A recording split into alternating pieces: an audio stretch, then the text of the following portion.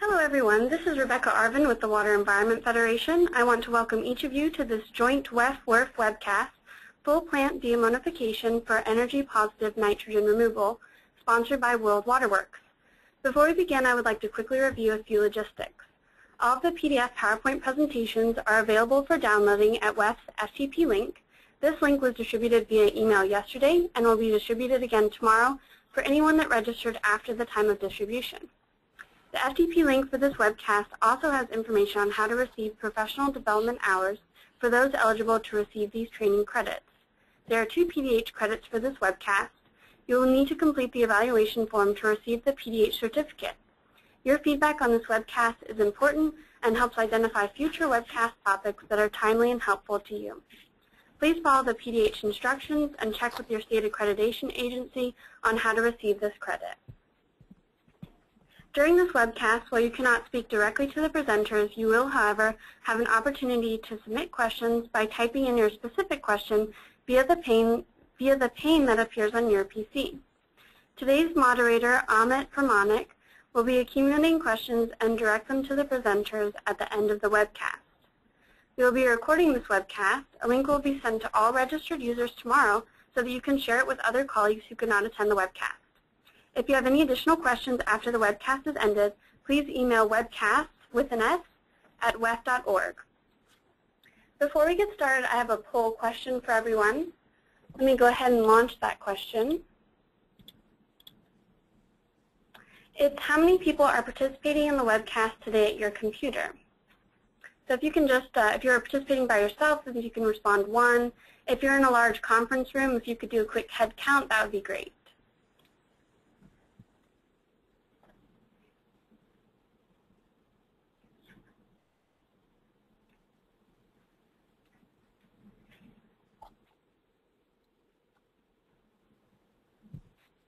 And it looks like we have almost 90%, so I'll leave it open just for a few more seconds.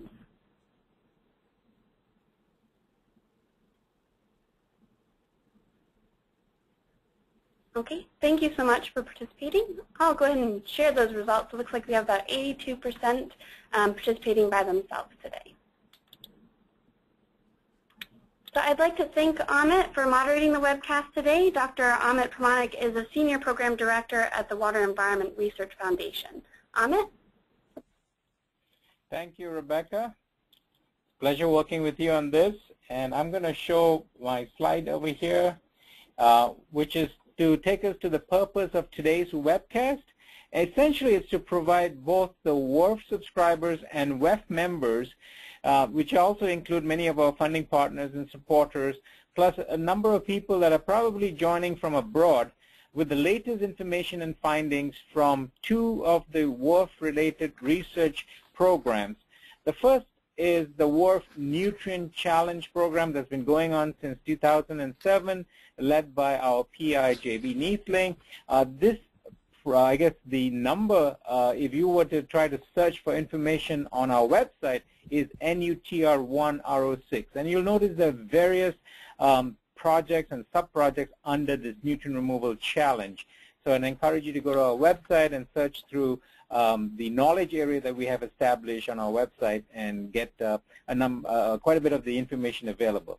The next project is the Mainstream Deammonification project, that is INFR 6R11. This is a project that will be the focus of the 3 presenters this afternoon. There's work going on that's funded in large part by DC Water and Hampton Road Sanitation District, with funding also coming from WERF and through our EPA infrastructure grant. So the results from that research are also going to be presented. And the third area is on the LIFT-TEP program area. This is a joint initiative between WERF and WEF on moving innovation into practice. Particularly the focus area here will be nitrogen removal, the shortcut nitrogen removal processes. So I'm going to present a little bit of information about that. So we will start off right after I talk about LIFT-TEP with Sidestream Deammonification and the compendium document that came from the WERF Nutrient Challenge. J.B. Neathling will be presenting that. This will be followed by 3 speakers that are going to be talking specifically about deammonification. Sudhir Murthy from DC Water will talk about Anammox retention, carbon redirections with COD and TKN. Charles Bott will be talking about NOB repression, something that keeps him awake all night, and AVN. Maureen O'Shaughnessy will talk about the various plant flow sheets for the utilities that are participating in the overall research project here. We will also have a sponsor presentation. Chandler Johnson, the CTO of World Waterworks, will speak about some of the technologies that they have on the market, and speak a little bit further about the deammonification technologies. And then we will do the Q&A. As Rebecca pointed out, you can ask your questions through the question plane, and we would redirect those questions to the speaker that would be the best person to address that. So I'm going to, before each of these presentations, I'm going to introduce each of the speakers. So I'm just showing you the 4 main speakers over here now, and when we get to their presentation, I will spend a few seconds to introduce each of those speakers. So let me start off with LIFT and LIFT-TEP. What is LIFT? LIFT is the Leaders Innovation Forum for Technology. It's a joint initiative between the Water Environment Federation and the Water Environment Research Foundation to accelerate innovation into practice. The 2 chairs of this program are actually our speakers today this afternoon, Dr. Charles Bott from Hampton Road Sanitation District and Dr. Sudhir Murthy from DC Water. The staff that are helping drive this forward from WRF are Jeff Moeller and Ravi George, and from WEF, it's spearheaded by Matt Reese, who's his Chief Technology Officer at WEF. And so this program essentially includes various components. The people and policy and communication programs, the initiatives are being led by WEF. Under people and policy, this is helping address local, state, and federal barriers to innovation. It's also seeking to benchmark facility owner R&D programs, research and development that utilities have been undertaking in the water space. And communication, which is one of WEF's core strengths, the training, education, and outreach that's also handled by WEF. It acts as an informal forum for research and development managers. These are individuals that are responsible for technology identification and deployment at various utilities that are part of the LIFT program. They are able to share their experiences, activities, and interests, and also share the risks of all of this research that they are doing. Under the TEP program, which is the Technology Evaluation Program, there are essentially 5 components of this. First is to identify these technologies that are out there in the marketplace or that are emerging, identify and screen them, then evaluate, and also to share the risk and the cost of testing these technologies. And then the hard part is, of course, to integrate these technologies to make it function well and be part of a well-integrated utility operation here. And WRF is leading that aspect. So Jeff Moeller, my colleague, is the person in charge of helping pull this together from the staff side. So these are the benefits of the TEP program. I'm not going to read them out to you. Many of you who are participating today are already in this program, so you understand the benefits. I'd like to call out that the group has just in a space of a year and a half already grown from about 25 working group members to more than 230 members. So I need to correct this particular slide, the top part of the slide that says more than 100 members. It's actually up to 230 members, Jeff just told me this morning. So this is really great that has accelerated so much in the past year. We also have a volunteer pool of experts. This is includes consultants, academics, equipment manufacturers that can help provide the peer review and the technical oversight that's needed in terms of looking at these technologies and evaluating them.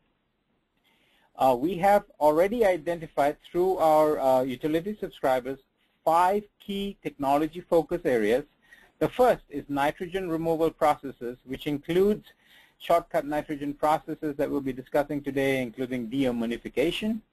There is a second area on phosphorus recovery, and for those of you who are interested in that space, We had a very successful WEF-WARP webcast last month, so that resource is available. It's already been recorded. Work is going on under the WARF Resource Recovery Challenge on that space too, and there's good integration of that research that's going on through WARF, as well as the lift-up phosphorus recovery group. Digestion enhancements is another key area that we are moving forward on, and the two energy-related ones, biosolids energy and energy from wastewater. So these are the 5 initial focus areas.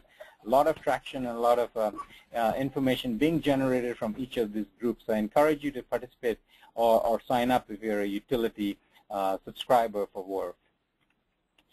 One of the benefits of this sharing of information is actually that informal networking and also a formal venue for us to share information.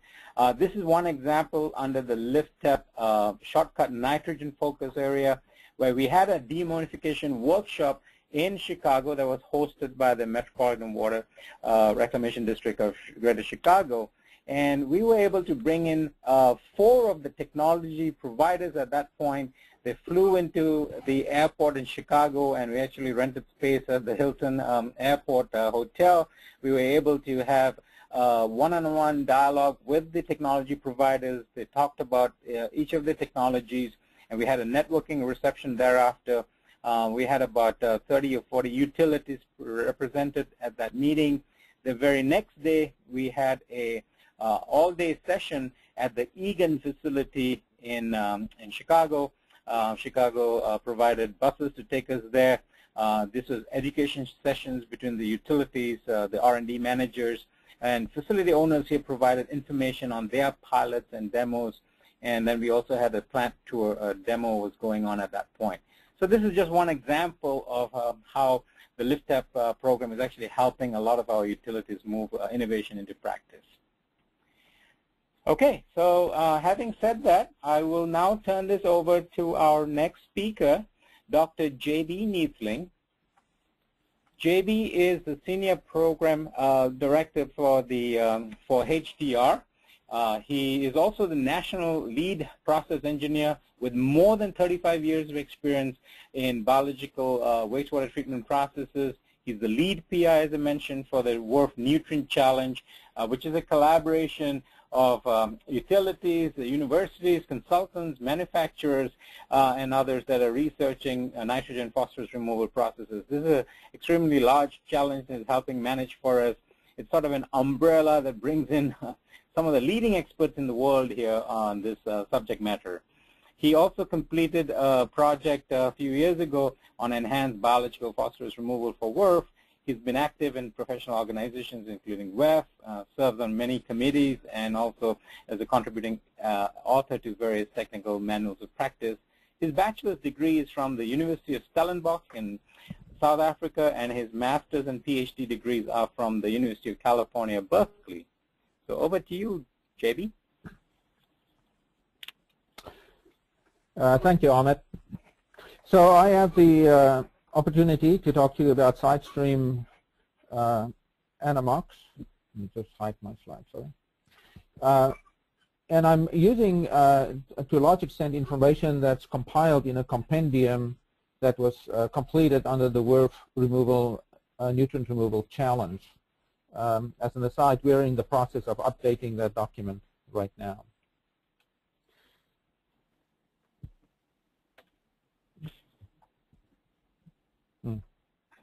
There we go. There you go. Yeah, I didn't tap the screen hard enough. So a typical Sidestream process, what we're talking about is the stream that is returning from the solids dewatering process. Shown here is a typical wastewater treatment process with liquid stream on top and then solids management at the bottom. If you have some dewatering process, there's a Sidestream coming back. And that's the stream that we're talking right now. This is a stream that usually follows anaerobic digestion. In some cases, aerobic digestion will generate slightly different composition than anaerobic digestion. Anaerobic digestion generates return flow that's very high in nitrogen. And another characteristic of it is that it's intermittent flow in many, many cases. That it's magnified because of operation on a few days a week or a few hours per day. And so, for example, if you only operate the facility 3 days a week, 5 hours a day, you get a magnification of 11 times the flow, which means that the load coming back from this side stream is 11 times bigger. The concentration of ammonia coming back can be estimated based on the operation of the digester. This graph shows you the ammonia concentration as a function of the volatile solids concentration feed. And in this case, we assume that the feed concentration contains, volatile solids contain 8% nitrogen, and the digestion destroys 50% of the volatile solids. And you can see how this line increases dramatically as the feed solids concentration goes up. So for optimizing digesters, you get higher ammonia load. Very often we see slightly lower ammonia loads in real plants because there are some stripping occurring and there's some precipitation of things like struvite that reduces the ammonia. Two other characteristics that's important for the side stream is that the temperatures are high, and we can take advantage of that in the deammonification process. And simultaneously, the alkalinities are low. The typical side stream contains about 50% of the alkalinity you would need to completely nitrify the ammonia that's present in that stream, or about 3.5 milligram of alkalinity for every milligram of ammonia. It's also low in BOD and COD, or COD. Now, you're going to see a number of slides in this presentation showing some schematic of nitrogen removal. This is the JB version of it. And we're not going to talk too much about stripping, where ammonia is reduced to nitrogen gas, although some of this occur. And we're not going to talk too much about hydrolysis, where organic nitrogen is converted to ammonia. This is the process that happens in the digester, where organic nitrogen is released from the volatile solids. But we're going to talk a lot about these three conversions between ammonia, nitrate, nitrite, nitrate, and nitrogen gas. Conventional nitrification denitrification is the conversion to nitrate and then back to nitrogen gas. And at the bottom is some of the key requirements for oxygen, a fair amount of oxygen required to nitrify, which you can regain back when you denitrify because you're taking some carbon removed in the process. And the alkalinity, 7.1 milligram per liter required to nitrify, and you gain about half of that. Now, you cannot regain all the credit in denitrification because most plants do not denitrify 100% of the ammonia that's nitrifying. So in a typical plant, you may look at something like this. Oxygen required on an overall basis about 3.3. The carbon required for denitrification about 6.6, and yield about 2. But there's other configurations. If you follow the nitrite shunt mode that will be talked about a lot, you go directly to nitrite and directly to nitrogen gas. And you can see all these quantities for oxygen, carbon, and yield reduced as a result of that. And then if you can do deammonification, half of the ammonia is converted to nitrite, and then nitrite ammonia is oxidized using this nitrite by the Anammox bacteria directly to nitrogen gas. And using this deammonification reaction, which constitutes nitrite production plus ammonia oxidation, you can see now the carbon oxygen requirements way down, carbon requirements way down, yield way down, and the alkalinity consumption reduced in half. If you look at the overall reaction summarized here, conversion of ammonia, adding oxygen to nitrogen gas via the deammonification process, you can see the savings are substantial in energy, in carbon, in alkalinity, and also in sludge production. So what is required to do this? First of all, you need to convert half of the ammonia to nitrite, have the Anammox bacteria present, and avoid any other organisms stealing the nitrite by converting it to nitrogen gas or to nitrate. So you need to retain the right bacteria. This is usually done by selective wasting nitrite oxidizing bacteria either by growing them in granules or wasting them out in time. As can be shown here with the granules at the bottom and fluffy nitrite oxidizing bacteria at the top.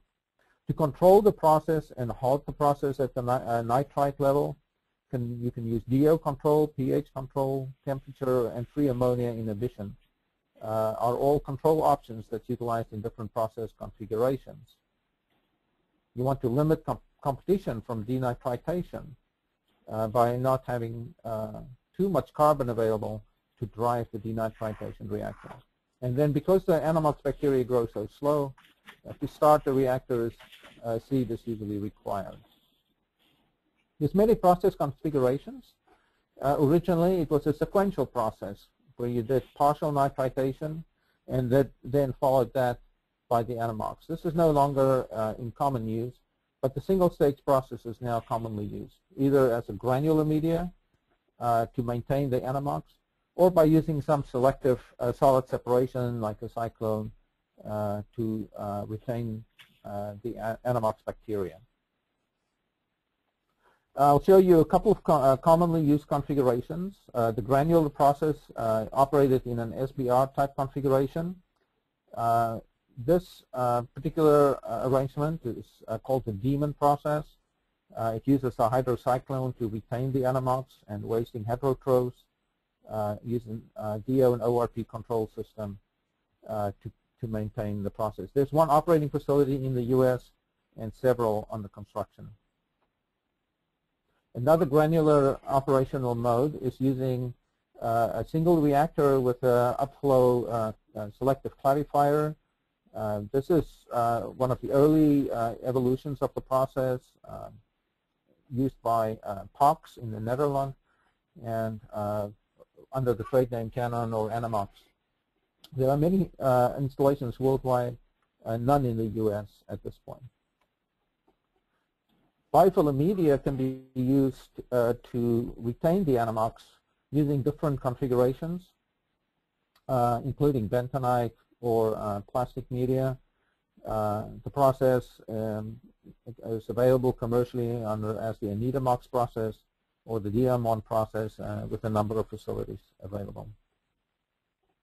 We did a search of facilities, and to the best of our knowledge, this shows a summary of the facilities that you have right now worldwide.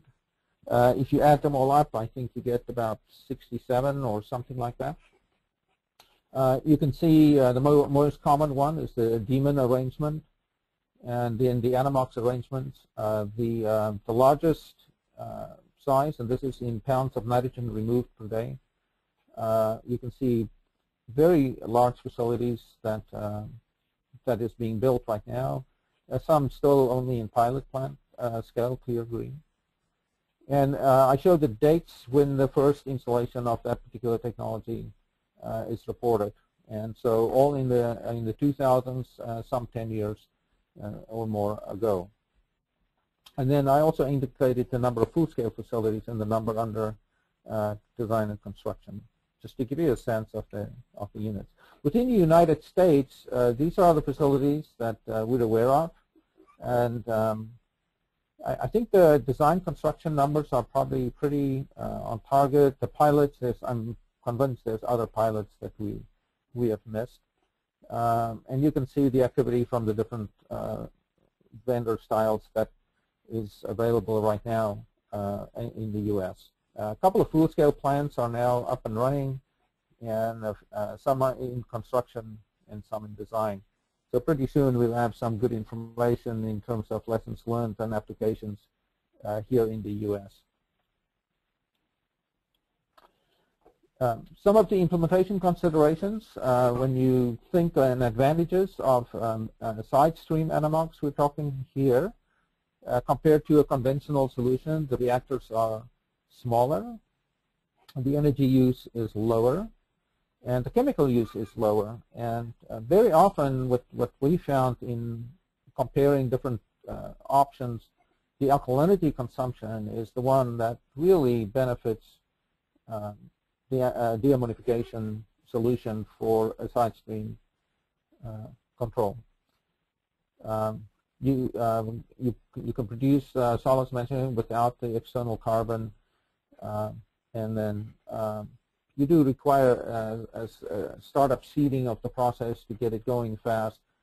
With the growing number of full-scale facilities within the U.S., seeding is now will now become available locally, and will accelerate the implementation of these processes in the U.S.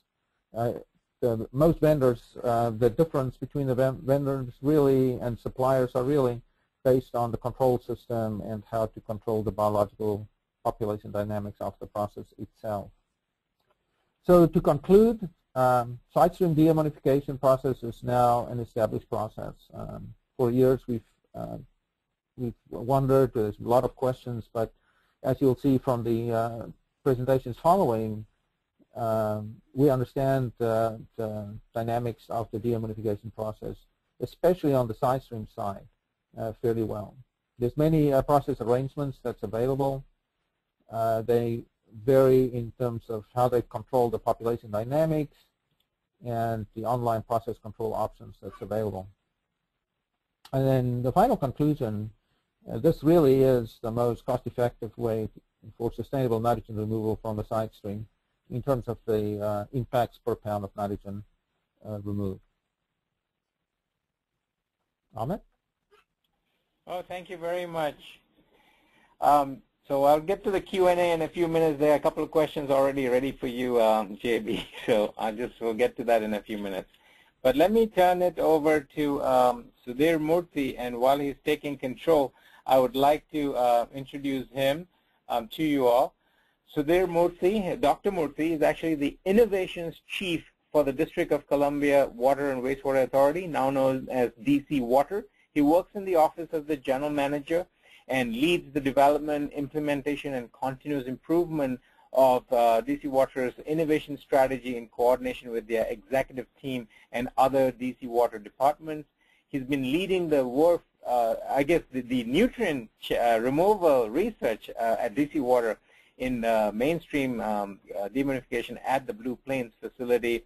His master's and PhD are both from Virginia Tech, and he's a licensed professional engineer, a licensed wastewater treatment plant operator, as well as a board-certified environmental engineer. Dr. Murthy has the distinct,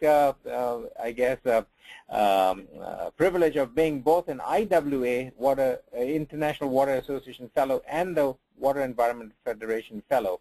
He's received 4 patents in the U.S. for developing treatment processes, and he's the author or co-author of more than 75 peer-reviewed publications and more than 250 conference publications. Over to you, Dr. Murthy. Thanks, Ahmed. You know, when JB was showing all of those slides associated with Sidestream deammonification, it's interesting to note that a lot of the early research and implementation was only about 10 years ago, 2003, and that's about when we started investigating Sidestream deammonification. And within a period of 10 years, there's a lot of already full-scale facilities being implemented. It's similar, and so when we start talking about Nitrite, Shunt, and Mainstream deammonification, it would be useful to consider the time frame that is taken for the concept to be implemented. In the context of shortcut nitrogen removal processes, there are already several full-scale facilities in Europe that are trying to experiment with the implementation of this concept. And our expectation is in the next 5 to 8 years or maybe 10 years, there's going to be a lot of full-scale facilities implementing either Nitrite Shunt or Mainstream deammonification. The WRF project has a lot of different participants. I'd like to particularly thank a few folks for helping with at least this presentation of mine: Charles Bod, Heidi de Clepler, Ahmed Omari, Bev Stinson, and Bernard Vett. My talk in particular will focus on the Anammox and the carbon needed for mainstream deammonification and nitrite shunt, Charles will focus on really how do you out-select or repress NOBs associated with the whole nitrite shunt and mainstream deammonification process. So this is another version of the slide. JB showed a version, and I think Charles and myself will show this version. And what we've started calling it is really 3 generations of nitrogen removal. The first generation, the 1.0, is really the nitrification denitrification process. A lot of you in the audience are familiar with this process. And as again JB mentioned, there's ammonia that gets oxidized to nitrite. There's oxygen required for that. There's nitrite that's oxidized to nitrate again. Again, there's more oxygen required for that. Charles will talk more about that side of the equation. What I would like to focus is on the second, the latter side, the denitrification aspect. And really what happens there is nitrate is reduced using a carbon source. This carbon source could be an external carbon source such as methanol, and that's what we use at Blue Plains, or it could be an internal carbon source. It could be an internal carbon source such as found in wastewater. And really what happens there is 40% of the carbon is needed to go from nitrate to nitrite, and then another 60% carbon is needed to go from nitrite to nitrogen gas. And so for that, the carbon demand, at least with methanol, so the methanol carbon demand is about 4.8 grams of COD per gram of nitrate nitrogen reduced. JB used a different number. He used a 6.5 number, and that number is more applicable for wastewater streams. So if you have a wastewater, it's about 6 to 6.5. If it's methanol, it's about 4 or 4.8. In reality, the number could be a little higher. It could be for nitrification, denitrification, 10 or greater because of inefficiencies associated with using carbon. So the ballpark number that one could use for a COD to nitrogen ratio is in the range of 10:1 for nitrification, denitrification. For nitritation, denitritation, you can actually go through a shunt process, and the shunt process allows to bypass the whole production of nitrate and the reduction of nitrate. And through the shunt process, you can reduce the amount of carbon needed by that 40%, and you only need 60% of the carbon to go from nitrite to nitrogen gas. Again, if you use methanol as a carbon source, the carbon demand is in the range of 2.9 grams of COD per gram of nitrate nitrogen. Again, if you use wastewater, it could be a little higher. And then there's, again, you have to take into account inefficiencies associated with the use of carbon. And then the third generation of process is the deammonification process. We've started calling it 3.0. And it really is an interesting process where we use 2 different types of ammonia oxidizing bacteria. So there's the aerobic ammonium oxidation process where we use AOBs. A lot of you are familiar with our AOBs. And we only oxidize half of that ammonia to nitrite using AOBs. And then we have anaerobic ammonium oxidation where we use anaerobic AOBs. So we have aerobic AOBs and we have anaerobic AOBs, and we use these 2 groups of two groups of ammonia oxidizing bacteria to oxidize ammonia to nitrogen gas. There's a little bit of nitrate produced as a result, but in general, what you can see that it's an autotrophic process. It uses bicarbonate as a carbon source, and therefore you don't need any external carbon input. There is a little bit of carbon needed to reduce the nitrate that's produced to nitrogen gas, but this process can be done autotrophically without carbon. And so you have pretty much an elimination of demand for supplement carbon or internal carbon. So let's move to the big picture plan, and let's envision how one would possibly look at doing either nitrite shunt or mainstream deammonification. And so if you have a plant such as this, what one would like to do is to try and focus as much of the carbon removal and capture upfront and send as little of the carbon to a downstream process. And in this case, what we are trying to do is maximize carbon capture in this high rate process or in a chemically enhanced primary treatment process. It's not necessary that you need both. You could either have a CEPT process or a high rate activated sludge process that's operated at a fairly aggressive SRT, such as 1 day or less. And with this scheme, one can try and aggressively remove carbon and send it to anaerobic digestion. And by doing that, one can avoid the oxidation of the carbon to CO2, or also send as little carbon to the nitrification denitrification process downstream. And so we operated in an aggressive manner to minimize the oxidation of carbon to carbon dioxide, but as well as send as little carbon, or perhaps I should say a measured amount of carbon, to the downstream nitrification denitrification process. And the second step is to then use the carbon in some manner. In this case, the carbon is used in the context of an anaerobic digestion process, and that anaerobic digestion process is used to make methane gas, and then perhaps you can get power or electricity out of that generated methane. And so send as much of the carbon, redirect it to anaerobic digestion, make methane, and then power. One could also use incinerators in this instead of anaerobic digestion. And in the case of incineration, there may need to be a cogen system associated with incineration and with some heat recovery.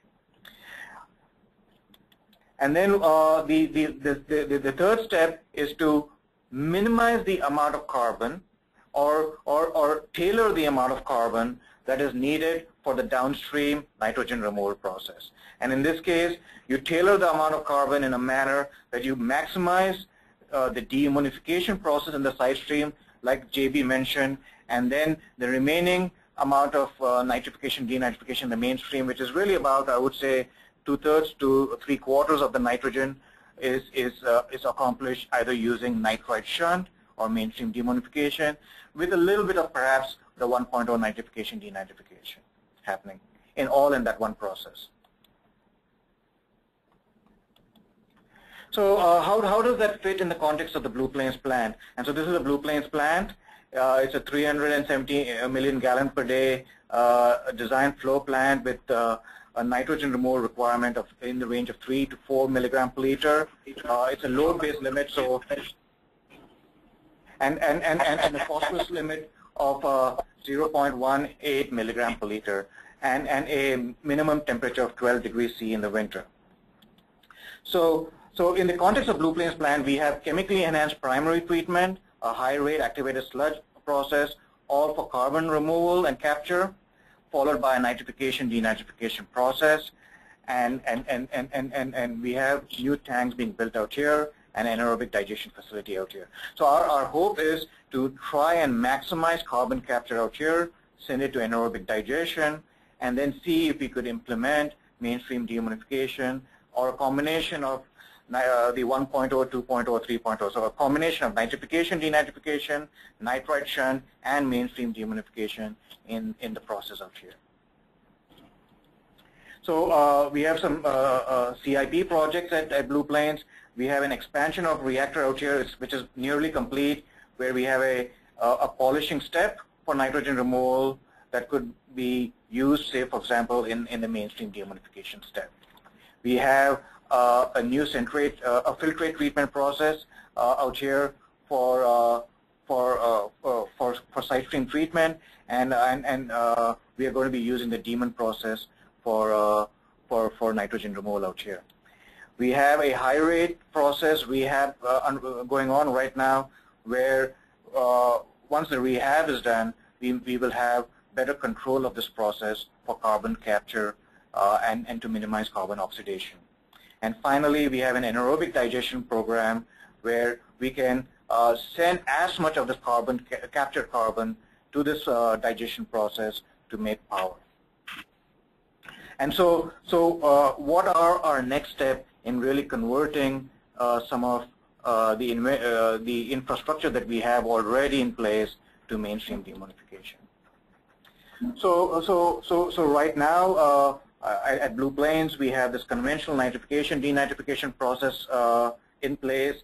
We have a carbon requirement associated with it, mostly in the form of methanol, and really the C/N ratio, as I mentioned earlier, is anywhere between 6:1 to 10:1. It's slightly lower for methanol. It's in the 4.8 range, but really for internal carbon it's in the range of 6:1 to 10:1. For nitrite shunt, we have a carbon requirement in the range of 3 to 5:1. So in the range of 4 carbon to nitrogen ratio. And then for Anammox, we have a much lower carbon requirement, and so we can send as much of that carbon to anaerobic digestion as possible. And so in the range of 1 to 3 carbon to 1 nitrogen for Anammox. And so in the context of Blue Plains, where we do conventional nitrification, denitrification, we would like to somehow move it towards deammonification with some combination of nitrite shunt and conventional nitrification, denitrification. It's not our expectation that a plant will completely convert to mainstream deammonification, but we'll have some combination of the 3 different reactions. So let's move to what are the types of processes that can actually remove the carbon in an effective manner. We discussed chemically enhanced primary treatment, and a chemically enhanced primary treatment process can remove carbon such that the downstream process, the effluent of the CEPT process, is in the range of 3:1 to as much as 6:1, depending upon the amount of iron or aluminum or chemical added. One could use an A-stage process. There's this whole AB process concept where you don't need a primary clarifier, but you could do it using a biological only step where you can actually get the effluent to be in the range of 3:1 to as high as 10:1. Using an SRT in the range of a quarter day to a half day. And this quarter day and half day SRT could be at temperatures as low as 15 degrees Celsius or even lower. So a very aggressively operated process where you minimize the amount of carbon oxidized to carbon dioxide and try and capture and sorb as much of that carbon and send it to anaerobic digestion. This is the type of process that's been implemented at Strass, where much of the carbon is captured, a large part of the carbon is captured 2/3 and sent to anaerobic digestion. Or you could use a high rate process. There are a lot of high rate plants in the United States. In fact, a lot of the coastal and large plants are high rate plants, and the high rate plants can get you in the range of 1:1 or to 2:1 carbon. Iron added to A stage can also get you to some of those more aggressive carbon to nitrogen ratios. And it's likely that at these aggressive carbon to nitrogen ratios, this is where you can actually grow more Anammox. And in these higher carbon to nitrogen ratios is where you'll mostly have nitrite shunt happening. I'll show a bigger picture of the carbon balance for the Strass plant in Austria. And this is a paper written by Bernard Vett. And in this case, if you can imagine about 100 carbon coming in, 100% of the carbon coming in through the A stage process, 2/3 of that carbon is redirected to anaerobic digestion, and only 1/3 of the carbon is allowed to go to the B stage process, where this is where the mainstream deammonification is being implemented full scale, with some nitrite shunt happening in parallel. And then out of this 2/3 of carbon going to anaerobic digestion, about 1/3 of that carbon is used to produce methane gas, and that methane is then used to produce power and to power the plant. And this plant in particular has optimized this process in a way that, from an energy perspective, that with this amount of methane, with 1/3 of the carbon going to methane, they've been able to go energy neutral without the need for co-digestion. They have used co-digestion, and now they're producing 200% of the energy required to power the plant. So how does one now start incorporating Anammox into this carbon nitrogen picture? And there are two approaches to try and include Anammox.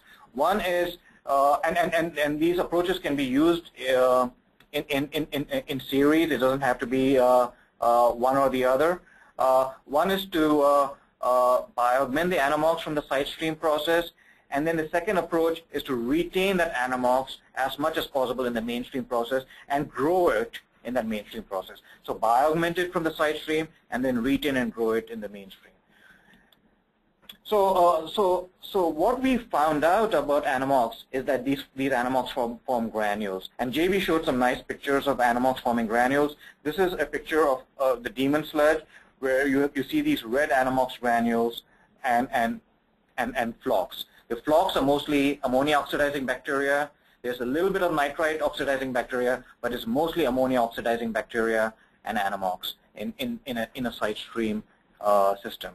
And so what we want to do is try and uncouple. Uncouple means try and change the SRT of the Anammox from the AOBs so that we can retain and grow these really slow-growing bacteria. They grow at almost 1/5 the growth rate of these AOBs. So retain these bacteria at a higher SRT than the ammonia oxidizing bacteria. And by uncoupling the SRT, then you can actually have a successful Anammox process in the Mainstream. There are several different approaches of uncoupling that SRT. In the context of our project, we've tried to use Cyclones. We've also tried to use screens. So screens can also be used to uncouple the SRT. I'll talk a little bit more about these two concepts. You can uncouple the SRT using biofilm processes or a granular process such as being used in Delft. So there are several different options to uncouple the SRT. Our options have focused on Cyclones and screens for the work project. Charles has actually implemented, Charles Bott at HRSD has implemented an Anammox polishing step using an MBBR, and he will separately talk about that in his presentation.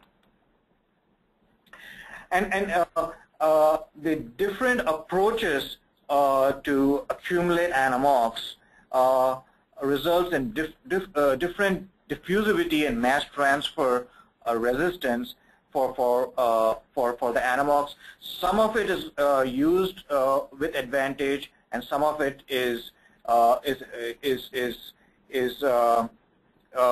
results in a higher nitrite or ammonia that might need to leave in the effluent based on the mass transfer resistance. And so how you use that mass transfer and diffusion needs to be taken into account when you design the process for different types of Anammox processes.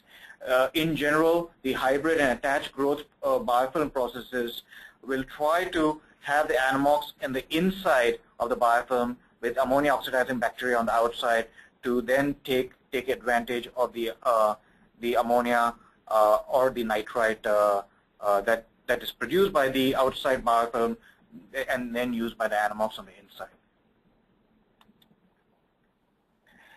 In a two-stage process, such as at HRSD, which Charles will describe more, you could have actually an Anammox polishing step downstream of a nitrite shunt step.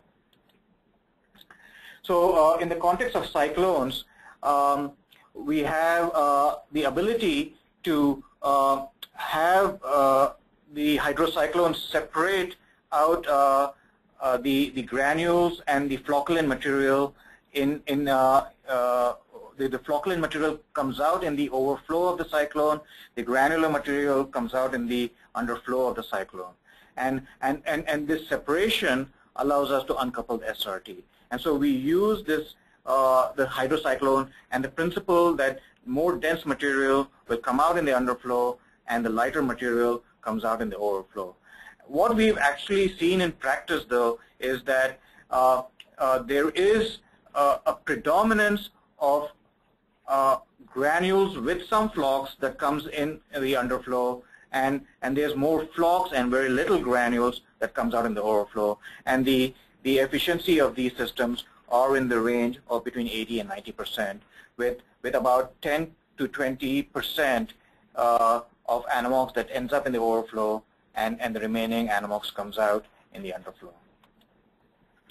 This is an example of activity test for hydrocyclones, where we see a high activity of Anammox, which is shown by the removal of ammonia and nitrite in the underflow, and then very little activity of Anammox in the overflow. This is another slide where we see that the lighter fraction, this is a percol solution which allows for density gradients, and the lighter fraction is in the overflow of the percol solution, and a heavier fraction, and the density difference is 1.08 is approximately the density of the underflow, and about 1.04 is the density of the overflow. And this is some full-scale pictures of the implementation of mainstream deammonification in Strass, and some pictures of the cyclone. You can see that the cyclone has, pictures of the Anammox granule, and you can see that the Anammox granule is mostly hollow on the inside. This is a picture of the cyclone in Granular, and this is again implemented full scale. There's an inline screen associated with a cyclone to trap some of the debris before it goes to the cyclone. And therefore, to summarize, cyclone selectivity depends on the cyclone size. It also depends on the flock to granule ratio within the cyclone. Well, I'd like to very quickly touch upon another implementation that we have. This is screens, where we use Anammox that we can retain it on screens. And again, in this case, we use a 212 micron screen to retain Anammox, and you can see that our efficiency of retention was the highest in that 212 micron screen range. The retention on screens can depend on the type of organisms. In this case, since most of the Anammox was on granules, we were able to retain. So you have microbial activity for the mixed liquor, and we retain most of the Anammox activity, which is anaerobic AOB, that's Anammox, on the screen, while we wasted most of the NOB activity. So this is the NOB activity, and that went in the waste. We can apply compression, and we can change the amount of AOBs, aerobic ammonia oxidizing bacteria, that's retained by changing the compression. So you can apply a vacuum in this case, or you can apply high pressure washing and then change the amount of aerobic ammonia oxidizing bacteria and NOB that are wasted on the screen. And so you can use particle size and compressibility to affect the retention of different organisms. Finally, you can see that the AOBs are on the outside of the granule, and this is a slice of the granule, and that the Anammox are on the inside of the granule. And you can affect, again, using shear. You can apply shear to the granules, and by using shear to the granules, you can actually change the amount retained and wasted. And so in this case, if you have a lot of NOB on the granule and AOBs on the granule, you can then, in this case, this NOB activity rate, and you can, by applying shear and an increasing amount of shear, you can change the amount of NOB that's on the granules and move it to the waste. And so you can use a combination of size, compressibility, and shear to affect particle size, and also the distribution of organisms on the granules. This example shows the use of shear and moving the Anammox more and leaving more Anammox on the granule while removing the NOB from the granule. And the color, so you can use red, blue, and green, basically take visual photography and show that we are actually retaining more Anammox and washing out more NOBs from the granules. So there are two approaches that were used in this process. In summary, density and shear separation using cyclones, size compressibility and shear separation using screens, and both approaches work, and we are continuing work on this side of things for our future implementation in our pilots for mainstream deammonification. So I'll end our presentation. This is our research team. we've been working on both the carbon, nitrogen, and anaerobic digestion options. And with that, I think I could give to Charles. All right. Thank you. Can you guys hear me? Yes, you're on. Okay, thank you. So while Rebecca passes control over to Dr. Charles Bott, our next speaker, let me introduce him. Dr. Bott is the Chief of Research and Development at the Hampton Road Sanitation District, better known as HRSD, in Southeast Virginia. He is currently managing the R&D efforts for HRSD's 13 wastewater treatment plants. The total combined capacity is close to 250 million gallons a day, as well as the fairly large, extensive collection system, too. Dr. Bott is a licensed professional engineer, as well as a wastewater treatment plant operator. He's a board-certified environmental engineer, and he received his bachelor's of science from the Virginia Military Institute, his master's from Johns Hopkins University, and his PhD is from Virginia Tech. Over to you, Charles. Okay, thanks, Amit. So can you hear me okay? Just make sure. Yep. Okay, so the focus of my talk will be mainstream NOB repression or mainstream NOB out selection, and I'll just set the stage quickly here before we move on. I'm going to skip this because we're just a little bit and move ahead. And in order to set the stage, I want to go back to the topic that JB discussed, which was sidestream treatment or centrate or filtrate treatment, to talk about the mechanisms of NOB repression. And of course, we've grouped these technologies according to 1.0, 2.0, and 3.0 in the sidestream as well. And I'll just start here with 1.0, which has already been discussed, and now 2.0, where the objective is to out-select NOB. So in sidestream, we know how to do this quite well. And what I want to talk about now are the mechanisms for how that's done. And so when we work to repress NOBs in sidestream, we have several controls. One is, of course, that the centrate is warm, and we can take advantage of that. Low SRT is typically the rule with these processes, and generally pretty low DO concentrations. NOB repression mechanisms then, what are they? Well, we know that AOB grow somewhat faster than NOB at high temperature, and therefore, pretty careful SRT control gives us an opportunity to deal with that. The other is free ammonia inhibition. Free ammonia, if it's maintained in the reactor, is more inhibitory to NOB than AOB.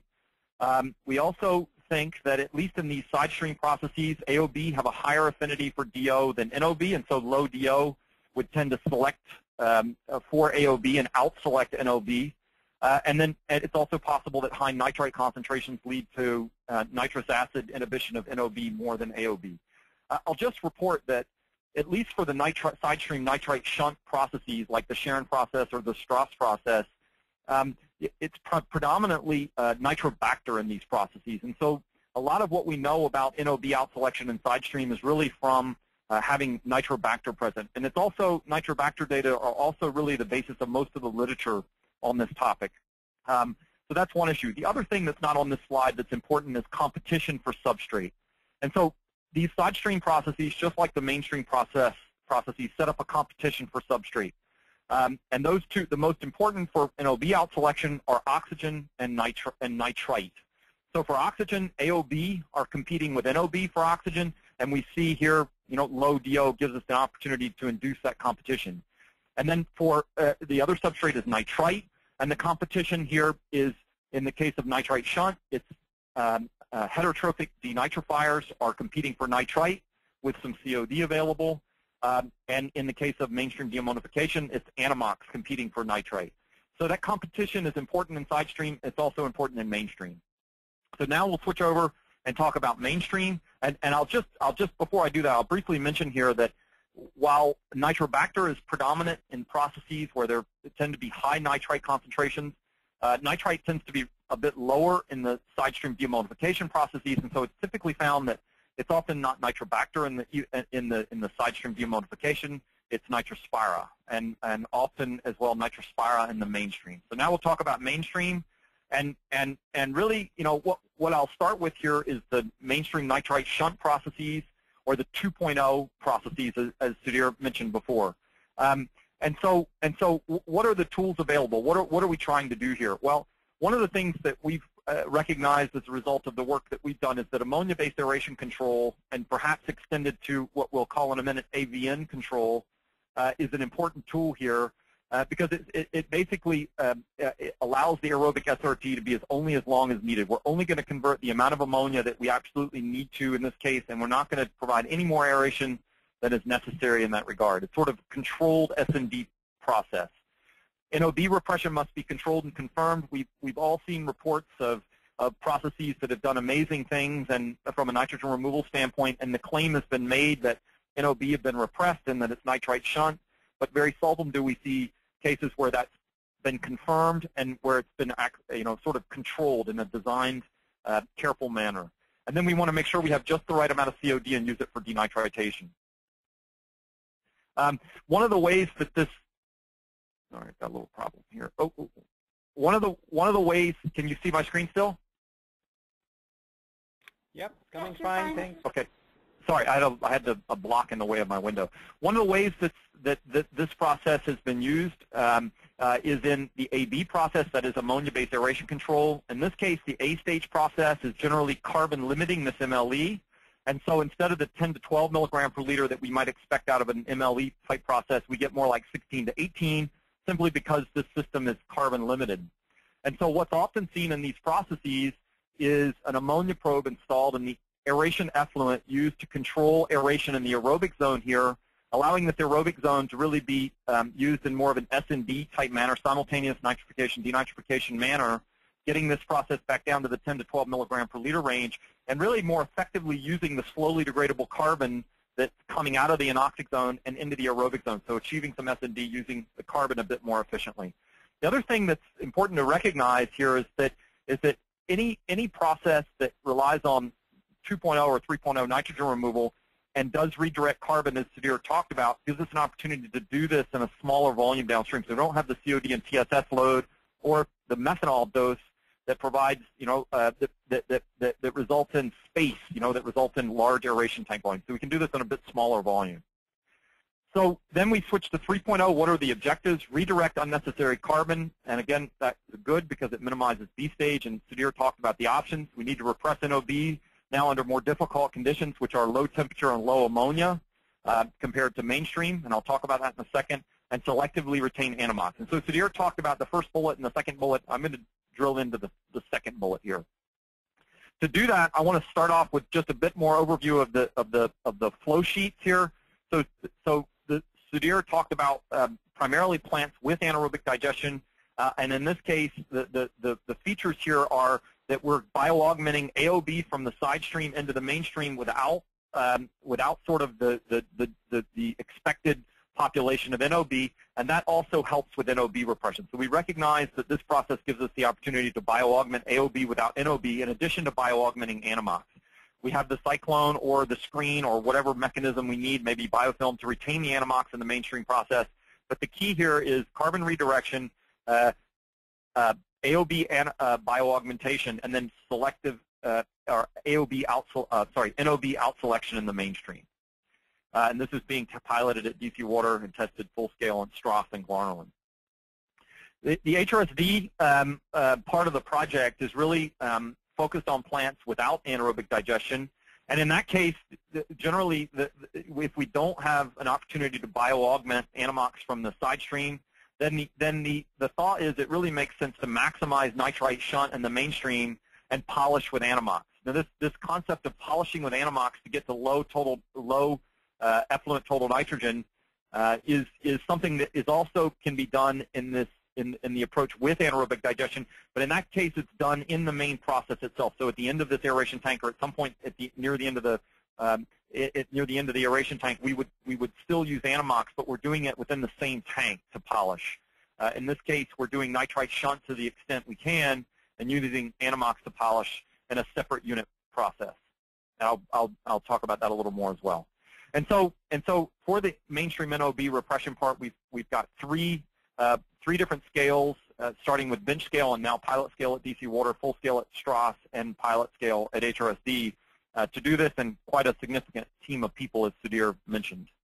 And so what are the mechanisms for NOB repression now with Mainstream? Well, we know some things that are important here. First of all is that we have to maintain maximum AOB rates all the time and minimize all limitations.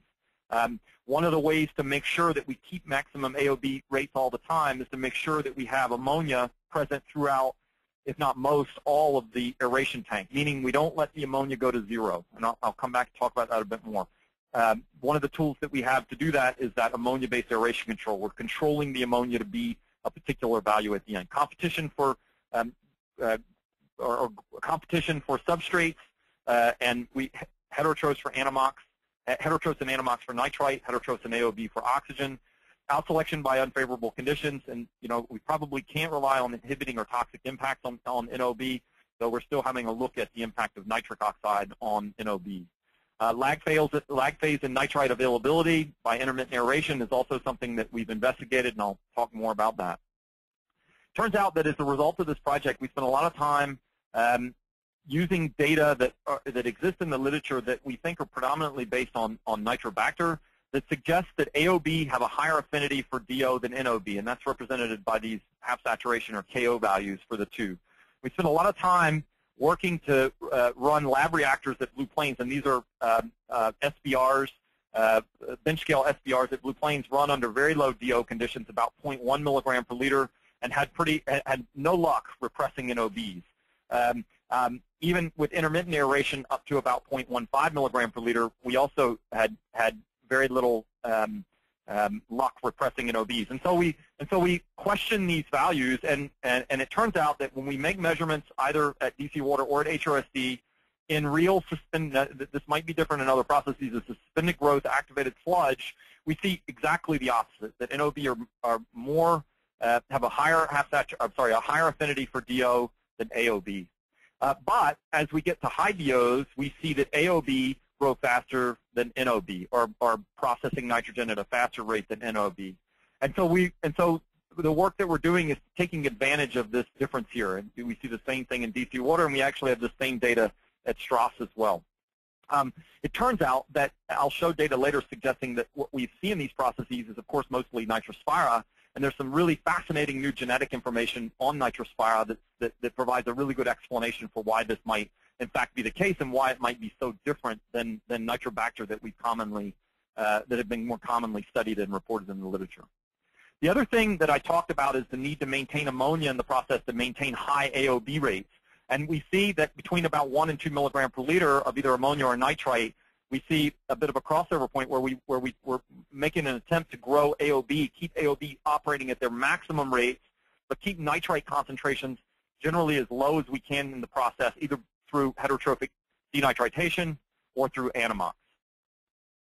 And so in these SBRs, when we operated them under transient anoxia or intermittent aeration with a DO approaching 1.5 milligram per liter in a form that looks like this, where the DO is coming up quickly, up to a high value and then down, we saw pretty good NOB repression, and that's what we've continued at this point. And so what has emerged is a recipe for NOB out selection, and we sort of know the important points of this recipe. We don't know the exact quantities, but we think we know what's important now. So the recipe here we think is about 75% complete, and we're continuing to sort of fill in the gaps and the details. So first of all, maintain residual ammonia. Ensure high ammonia oxidation rates to allow AOB to compete with NOB for DO. And how do we do that? Well, it almost, I think, it necessitates ammonia-based aeration control, or at least some kind of control system to make sure that we don't drive the ammonia to zero, at least in most of the tank. We can still polish that residual ammonia, and we've got a method to do that. But we need, at the place where we're aerating, we need to make sure that we keep some ammonia. Intermittent high DO, because at high DO, AOB seem to grow faster than NOB. Rapid transition to anoxia, so when the air is turned off, we need the DO to be quickly scavenged to drive the DO to a low value. And aggressive SRT control to ensure selective washout of NOB. And that ensures a high operational DO for the required ammonia oxidation, meaning we require a lot of DO to process the ammonia that's there if we're in an aggressive SRT. And then we've got our substrate competition that are the last two bullets here. So if we're doing mostly nitrite shunt, then heterotrophic denitritation for apply pressure on NOB in terms of substrate competition. And if it's a mainstream deammonification process, then Anammox, being bio-augmented from the side stream, provide that competition for nitrite. The other thing is we get the AOB bio-augmentation when we also send biomass from the side stream to the mainstream. And so how do we apply this intermittent aeration or cyclic anoxia and in full scale? So this is the Blue Plains, one of the Blue Plains' approaches, which is basically a plug flow reactor with air cycling on and off, or in space with sequencing, or a plug flow tank sequencing through mixed and aerated zones in series, where the control of the process would be based on what's being aerated versus what's being mixed. In the Strass plant, you've already seen this. So in this case, this is Anammox bioaugmentation and then AOB bioaugmentation from the overflow of the cyclone, of the side stream cyclone. So how is intermittent aeration being accomplished there? Well, Strass is a carousel process or a racetrack style process where the fine bubble diffuser fields and velocity, circulation velocity are set up so that we get to a pretty high DO at the end of the diffuser field, and then as it comes around, we get to basically 0 by the end. And we have some definite space here where we're at low DO. In the pilot studies that we've been conducting, we've got a number of options. We've really looked at this AB process. I'm going to focus on this piece here where we looked at really focused on nitritation and the control systems for that, and Anammox. And so basically the objective here then is to run a mainstream partial nitritation process, nitritation denitritation process, and leave an effluent here that contains ammonia and nitrite that's suitable for Anammox polishing. And so we've termed this term AVN, and that in the concept of control, it means ammonia versus NOx. If we're doing a good job on NOB out selection, then it's basically ammonia and nitrite. But AVN also refers to, in this process, AOB versus NOB. So we're controlling here very carefully to out-select NOB, and we've got an option of either using Anammox or using heterotrophs to provide the competition for nitrite, to make sure we keep nitrite relatively low. And in our case, polishing the residual ammonia and nitrite with Anammox, in this case in an MBBR, of just a fully anoxic mixed MBBR. So what is this AVN control system? This is some of the development that this group has done here. And so basically this tank is a transiently aerated, so it's air on and air off. And the air on, when the air is on, the DO is controlled to about 1.5 or so milligram per liter. The time that the air is on and off is determined by ammonia, nitrate, and nitrite sensors. And so the ammonia, nitrate, and nitrite sensors are working together to simply maintain the concentration equal. And so this is the ammonia concentration minus the NOx concentration. And so this controller in this case is not very well tuned. But we see when that concentration goes above 1, we have more ammonia than we have NOx, and we see the aerobic fraction go up, and vice versa. When we get below, it goes back down. So this controller is simply trying to maintain ammonia equal to NOx and doing it in an intermittently aerated reactor where the time of aeration is controlled with that objective. So not very complicated, and it turns out that it's also not so new. It's just an improvement on something that was discussed as early as 1983. This is a simulation study of a single sludge process that was done by Bill Batchelor, and basically looking at intermittently aerated reactors, nitrogen removal in intermittently aerated reactors. And basically the idea here is that we can always get to the lowest nitrogen removal, the lowest effluent TN, by intermittently aerating such that the ammonia and nitrate concentrations are approximately equal. The problem is that in practical treatment purposes, that minimum point moves around. It moves around all the time as changes in load and conditions and so on. And so we need to make sure that we can always get that point to the lowest possible point and stay at this point. So we're using sensors and adjusting the aerobic fraction to keep that point. If on top of that we then suppress NOBs or out-select NOBs, that's not nitrate anymore, that's nitrite. And for a given COD to TKN ratio coming in, this point just shifts down. And on top of that, we've left ammonia and nitrite behind, which is suitable for Anammox polishing. So this is a picture of this pilot system. And this is nitrogen removal in just the nitrite shunt part. And so we've had some periods of pretty low effluent TIN, The ammonia is here in blue, and nitrite and nitrate in red and green. And so we've had some periods of pretty low effluent TIN as a result of this control. The other thing we looked at is NOB rates measured with Nitrospira and Nitrobacter, and we see that predominant organism here is Nitrospira, as expected, and that NOB rates in the reactor tend to correspond pretty well with the molecular measurements. This is a graph showing NOB rate in green, and AOB rate in blue, and then the nitrite to NOx ratio in red. And so this NOx, NO2, the effluent nitrite divided by NOx is an indication of how well we're suppressing NOB. And we see that when we have periods of separation between AOB rate and NOB rate, we get pretty high nitrite accumulation, which is what we had hoped to see here. It's not perfect, and we've got periods where we don't get that, but we're understanding more and more about how to control it and keep it suppressed, keep NOB suppressed. I'll just briefly mention the Anammox polishing process. We really didn't know where to start with this. We started it up by seeding with some demon sludge. We actually didn't pay attention to this for a couple of months because we were working out the control system, and when we finally started feeding it right, within a very short period of time, we had pretty good removal. So this is TIN removal across that process. In this case, the limitation really is the ability of the upstream control to provide the right nitrite to ammonia ratio, and so it's limited generally by the amount of nitrite coming in. But the rates have been quite good, so this is based on rate measurements in the full-scale tank.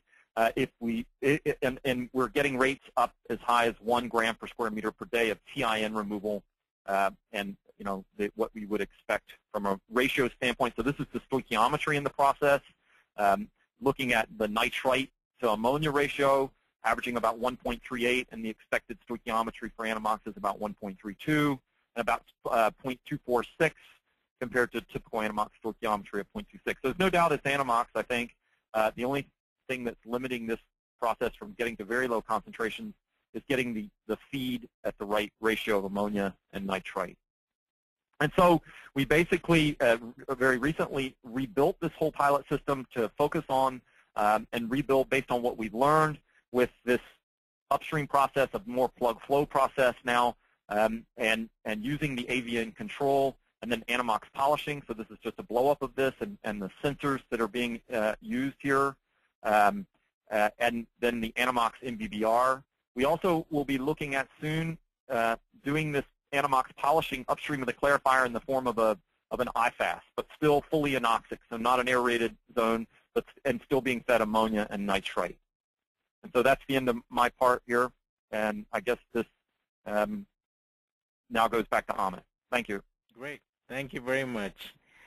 So while Rebecca is going to pass control back to Maureen, I'm going to introduce Maureen, our very next speaker. Ms. Maureen O'Shaughnessy is process engineer for Prince William County Service Authority in Virginia. She has a multifaceted experience in wastewater with more than 7 years of utility operations and management experience, as well as experience in wastewater modeling and process design for over 50 wastewater treatment plants worldwide. Her master's degree in civil engineering is from the University of Toronto in Canada. She is a licensed Class 1 operator as well as a professional engineer, and she's been very active in the Virginia Water Environment Association as well as with WEF. Over to you, Maureen. Thank you, Amit. Okay, I'm going to talk to you today about deammonification plant flow sheet. I'll go over a brief introduction, go over, there's a large group, as has been shown in previous slides and in the opening picture there on my slide, a large collaborative group putting together design factors for moving mainstream deammonification into full-scale implementation. We developed a decision tree that can be used to kind of decide when and if mainstream deammonification would be suitable for any particular plant. We'll look at some conceptual plant layouts, including the Strass plant, the Blue Plains plant, and HRC's Chesapeake Elizabeth plant, which have been talked about earlier today. And we'll do one of the case studies for the H.L. Mooney plant in Virginia. We've talked about nitrogen removals versions 1, 2, and 3, and I think when we get to full-scale implementation, we look more at 2-point question mark, 2-point X, whereas we try to see how much of the nitrogen can be removed by either nitrite shunt pathway or the deammonification pathway. So when we look at full-scale mainstream deammonification, when we get into the decision tree, we talk about how much nitrogen needs to be removed at a particular plant, and then how much nitrogen should be removed by the nitrite shunt versus the deammonification pathway. Some of the key factors that have emerged are the wastewater characteristics, in particular the carbon to nitrogen ratio in the wastewater going into the deammonification process, the effluent requirements that need to be achieved at the plant, in particular the ammonia concentration and the effluent total nitrogen play a key factor, chemical and energy costs at a particular plant and the needs for those needs for chemical at the plant, and then just maximizing the existing infrastructure. So looking at what that plant already has and then maximizing that to convert over. This is a repeat slide of the recipe that was our roadmap for implementing mainstream deammonification. A bit of the terminology, you'll see a lot of different ways of naming Anammox and deammonification. I'll try to stick to Anammox and deammonification as much as possible, but you may see other terms slipping in. So the 7 key design factors that were developed into a decision tree are listed here on this slide. Mainly operating costs, effluent criteria, whether or not the sludge treatment, the type of sludge treatment at a plant, and its ability to produce a side stream, a recycle stream that can suitable for Sidestream deammonification, the wastewater carbon to nitrogen ratio, the infrastructure implications, and then the different technology approaches that are available and the type of equipment and controls that might be needed. This is just a large picture of the decision tree. The next few slides will go over smaller portions of this tree in more detail. So for operating costs, shortcut nitrogen removal processes reduce power costs for aeration, methanol and carbon addition costs, and chemical costs for alkalinity. So the drivers to move towards mainstream deammonification would include saving money and just reducing the risk of interrupted supply of chemicals or power, and just reduce some plants it's important to reduce their environmental footprint. For operating costs for energy, as energy costs go up, the drivers for plants to invest in converting over to mainstream deammonification or shortcut nitrogen removal, the drivers increase. Similarly for methanol addition or external carbon costs, if a plant is currently adding carbon to meet their nitrogen goals, or if they're facing an upgrade where they would need to do that, that would again be another driver towards implementing shortcut nitrogen removal. And if a plant has to add chemical to maintain alkalinity for full nitrification, denitrification, that again is another driver that would lead towards mainstream deammonification and reducing those operating costs. For effluent criteria, as Charles and Sudhir pointed out, for NOB out selection, we try to maintain a residual ammonia concentration. About 2 milligrams per liter in the reactor was assumed for the recipe. So if a plant has a high ammonia limit or no ammonia limit, that is advantageous for shortcut nitrogen removal for that competition of NOB. If a plant has a low ammonia limit, we're saying less than 2 milligrams per liter, there may need to be a polishing step for further ammonia removal after the shortcut nitrogen removal. And as Charles has pointed out, that could be a separate stage, or there's potential that it could be done in the single stage towards the end of the tank. The other important effluent criteria is the total nitrogen limit, and when it's coupled with the ammonia limit, if a plant has no total nitrogen limit but only a low ammonia limit, conventional design would be to do nitrification there, and there's a potential for that plant to do nitrite shunt to save energy costs. If a plant has a moderate total nitrogen limit, which for the purposes of the discussion is considered a plant that can achieve their TN limit with no external carbon required, and they have a high ammonia limit or no ammonia limit. They would normally do nitrification, denitrification, and that type of permit would be advantageous to do shortcut nitrogen removal strategies. If a plant has a moderate or a low TN limit, so a low TN limit is where you have to add external carbon to achieve your denitrification. You buy, and you have a low ammonia limit. Either with the low TN limit, you by default have a low ammonia limit to go with that.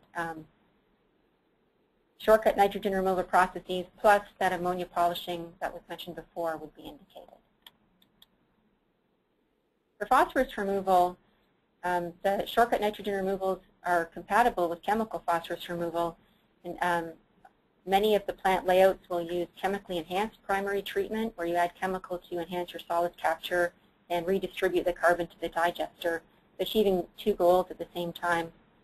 It's also compatible with biological phosphorus removal.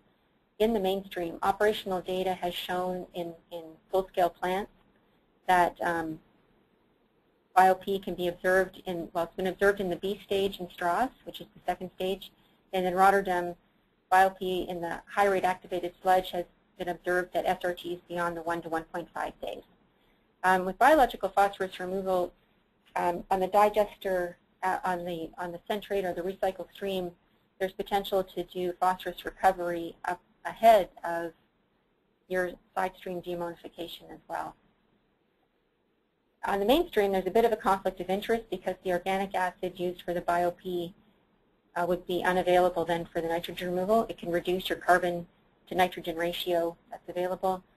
And it's been observed that, or been hypothesized that PO selection may be occurring in the cyclone or sieves in the mainstream, and the mechanism is under investigation. The sludge treatment decision point is typically whether or not there's an anaerobic digester on site, which provides a nice side stream that's suitable for deammonification. And it also, in the plant layout, provides a benefit if you can redistribute the carbon to the digester and capture that energy in the form of methane. If there's no digester at a plant, for example, if a plant has incineration or drying, there is a potential to bioaugment AOBs from the side stream if there's fermentation done on the sludge and nitritation. This is just a mechanism under investigation. The wastewater C to N ratio may be a key control factor, as was shown in earlier presentations by Dr. Murty and Dr. Butt. For higher C to N ratios, the heterotrophs can outcompete the Anammox bacteria for the nitrite, and at the lower C to N ratio, the Anammox are able to start outcompeting the heterotrophs for the nitrite. If the C to N ratio in a wastewater is sufficient for full nitrification, denitrification, the plant has the opportunity to reduce their C to N ratio by chemically enhanced phosphorus treatment in the primaries or high-rate activated sludge, similar to what is proposed at Blue Plains, and divert that carbon to recover the energy. Some infrastructure implications for shortcut nitrogen removal has a lower yield, there's less carbon added, and the aggressive SRTs used to optimize the metabolic rates result in a lower solids inventory in the bioreactor, and that can result in improved capacity utilization of existing bioreactor volume and for clarifiers, with lower solids loading rates on the clarifiers. Also, SVI improvements have been observed using the cyclone, and that also can help retain solids in wet weather and utilization of clarifier capacity. On the solid side, reduced yield and waste production can have a positive impact on your digester capacity. Another note here is an observation in full-scale practice where the heavier granular sludge may settle out in aerated channels between the bioreactor and the clarifier, so there may be some need to look at that and check the mixing energy in your plant. This is a slide that was shown earlier, and just showing the different technologies that are used to implement shortcut nitrogen removal and mainstream deammonification. And these are some of the tools that can be applied at different plants depending on the infrastructure that they have available. And a lot of these technologies are in full-scale demonstration. The two-step approach, as proposed at HRSD, with a separate stage, for the purposes of the discussion going forward, I'll be calling a single-stage approach where the nitritation and the deammonification occur in the same tank, and a two-stage where it's separated out as an HRSD, where the nitritation is in one tank, the nitrite production, and then the deammonification is separated. The equipment considerations at a plant considering shortcut nitrogen removal are, of course, Anammox retention, whether there's a cyclone, a sieve on the activated sludge, attached growth, or granulars, and if there's a potential to have a bioaugmentation and to have a delivery system for that bioaugmentation. We know that a rapid intermittent aeration is needed, and that requires DO control and the equipment, the valves, the meters, and the actuators to deliver that, and an assessment of the impacts of that on the blowers, the header pressures due to the moving valves. And of course, there's online instrumentation that would need to be implemented. The type of control strategies that would be indicated include ammonia-based aeration control, which can, where aeration is controlled to achieve a target of effluent ammonia concentration.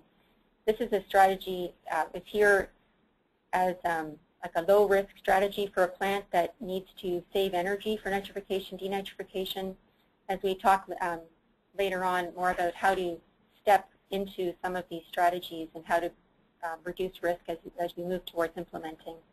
The AVN control was mentioned by Dr. Bott, the AOB, anaerobic AOB, which is the AOB Anammox versus the NOB strategy, which is a strategy to prevent NOBs and prevent oxidation of nitrite to nitrate in your reactor. So getting into the full plant implementations, Strass, a plant we all know very well, is using a two-stage process with an A stage and a B stage. And the B stage, the mainstream deammonification at Strass, is a great example of using existing infrastructure. There's been no additional tankage installed at the Strass plant to implement this. It's maximizing their A stage, implementing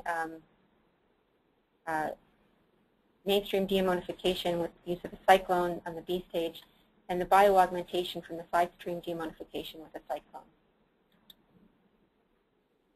This picture shows some of the existing oxidation ditch at Strass and some of the equipment, the cyclones that were installed there.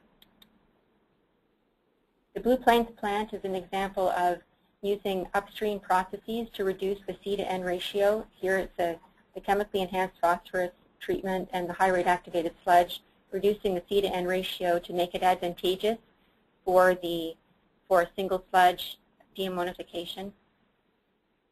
And this layout also has the digestion and the sidestream deammonification for bioaugmentation, which helps keep the reaction rates high in the single stage, so that the Anammox and the AOBs can outcompete. Again, the way that the single stage deammonification is implemented at Blue Plains is in space with the step feed configuration. And another example would be, another way to do this would have been in time, for example, with an SBR. The Chesapeake Elizabeth plant implementation of mainstream Anammox will be a two-stage deammonification with a nitrite shunt followed by an MBBR deammonification, which is being explored. There's no bioaugmentation at this plant because they have incineration.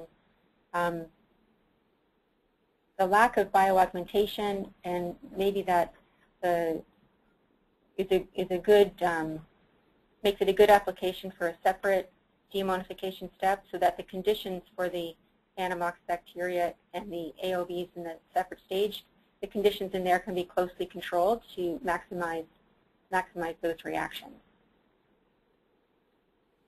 The Chesapeake Elizabeth plant is an example of a plant that has a high ammonia limit with a moderate total nitrogen limit, which would mean that they can carry a higher ammonia through their deammonification reactor and keep the AOB reaction rates maximized. The last part of the presentation is a case study of the H.L. Mooney plant in Virginia. It is an incinerator plant. It has a design average flow of 24 million gallons per day. It's an example of a plant with a low TN and a low ammonia limit. It has the ability to do a 4-stage Barton flow to achieve the TN of 3. It also has the configuration to do an MLE mode in the bioreactors to put out a higher nitrate, and to go to a denitrification filter for nitrate polishing.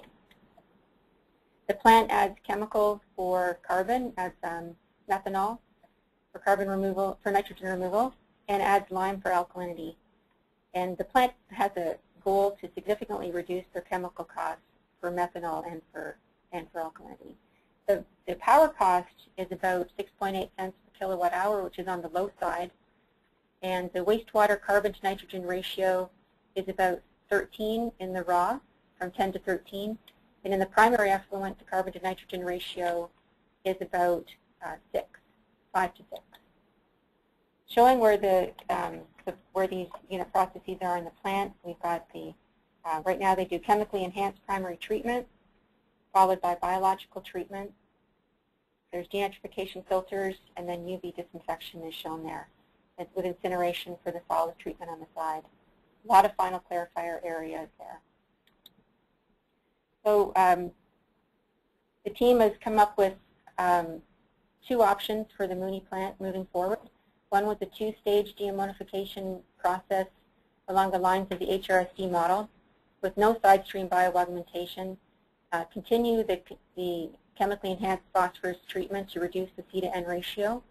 In the bioreactors, convert to AVN control to produce an effluent with a nitrite and ammonia concentration suitable for a 2nd stage deammonification. The bioreactors would need retrofit with instrumentation and controls, and aeration equipment considerations include decoupling the mixing and aeration in certain zones.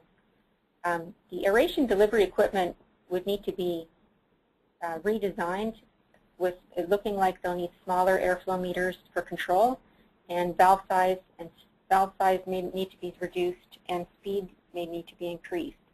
Also, the impact on the centrifugal blowers needs to be considered as well.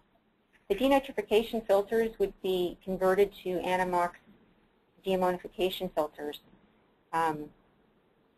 Considerations for this plant doing this layout involve seeding, because they do not have a bioaugmentation process, and startup, and then considering whether ammonia polishing may be needed after filters, and the potential impacts on UV disinfection.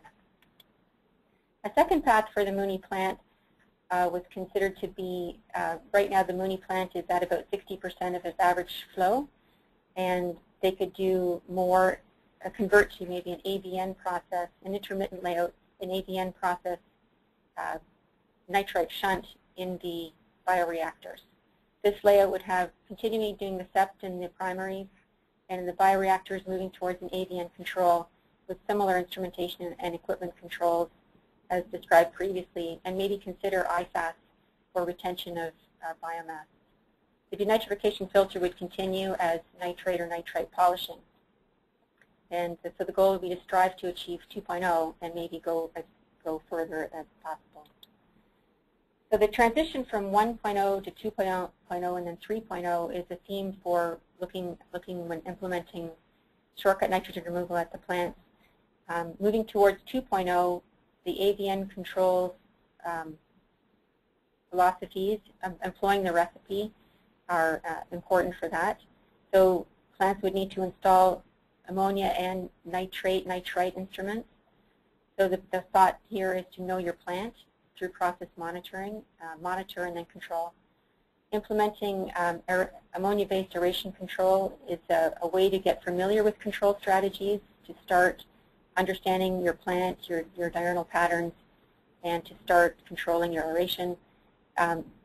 Installing a cyclone can aid settling at the 1.0 and the 2.0, and can, of course, aid Anammox retention at the 3.0.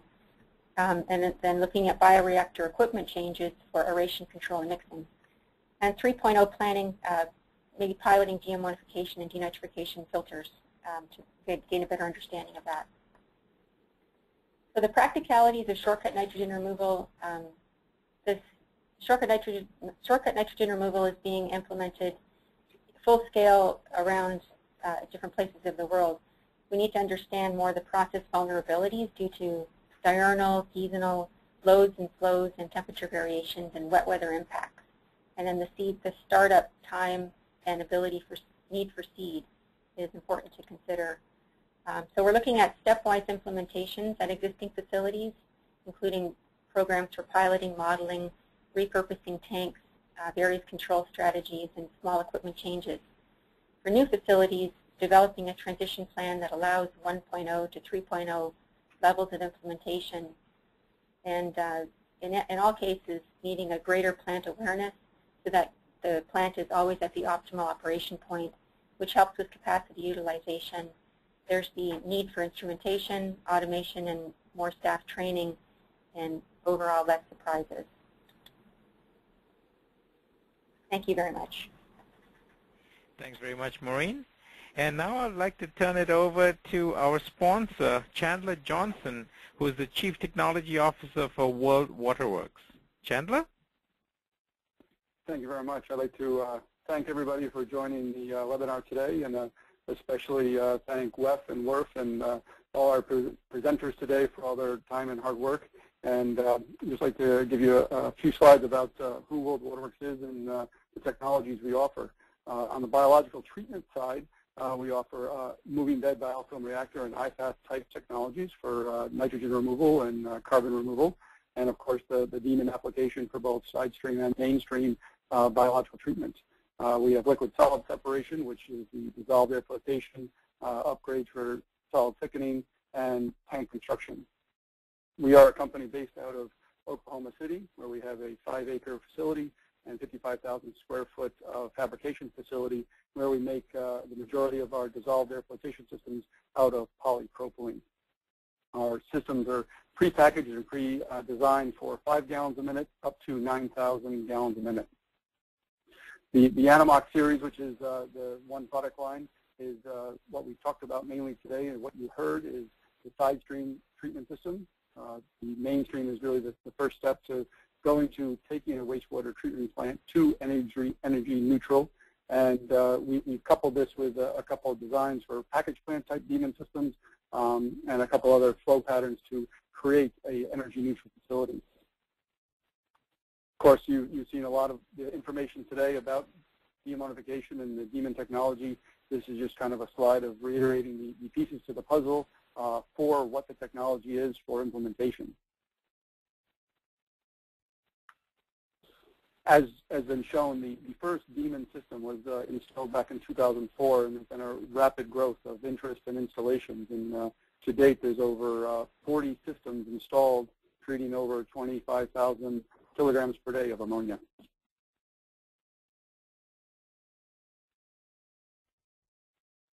The first system here in North America is actually now a little over 1 year of operation, which is at the York River wastewater treatment plant operated by HRSD, and was an award winner of the Environmental Sustainability Award this last year.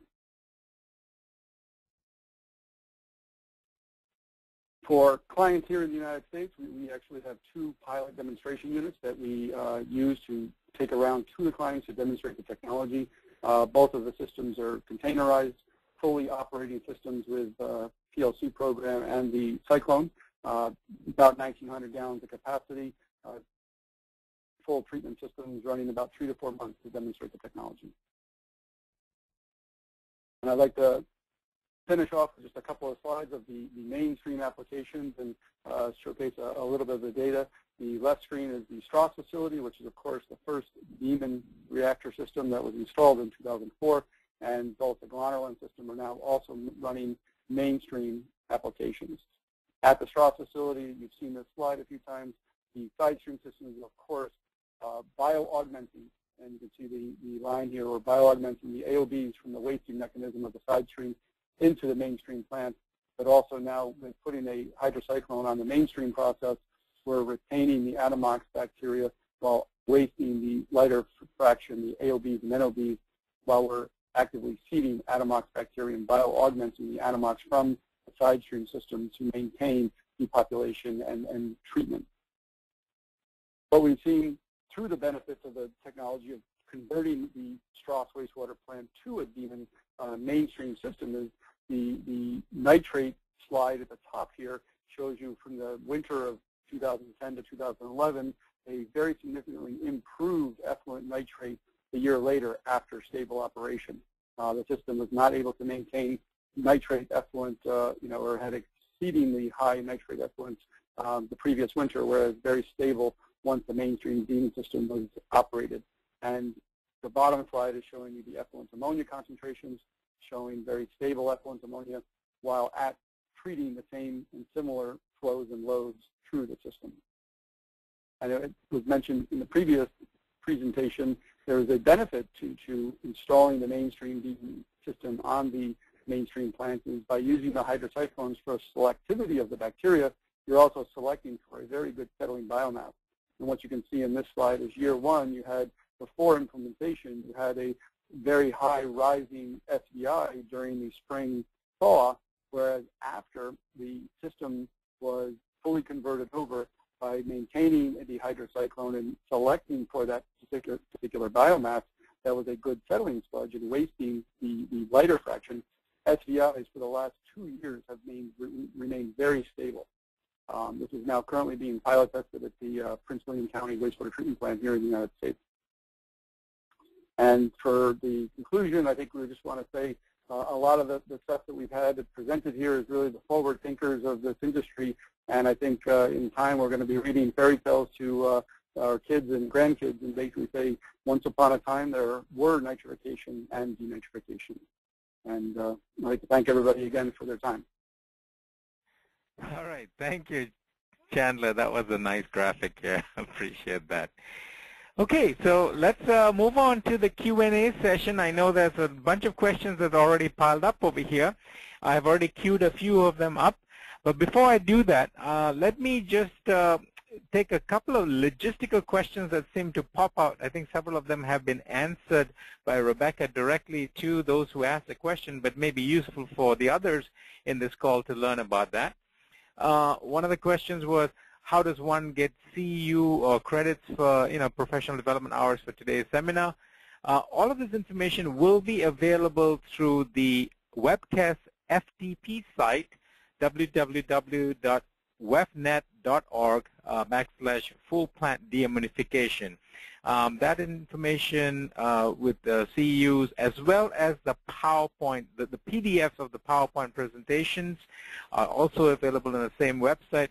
If you have trouble downloading it from the WEF FTP site, please send an email to webcast@wef.org, and WEF will troubleshoot this problem with the links with you after this webinar. All right?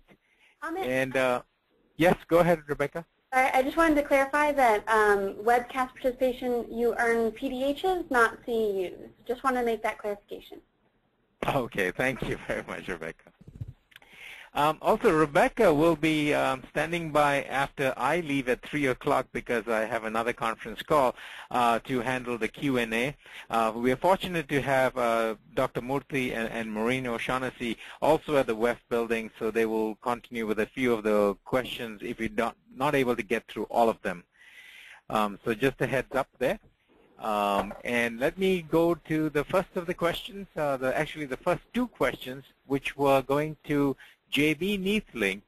And the first of the two questions would be with regard to the presentations he's made regarding the plot of ammonia versus percentage volatile solids, or whether those digesters are anaerobic. So J.B.?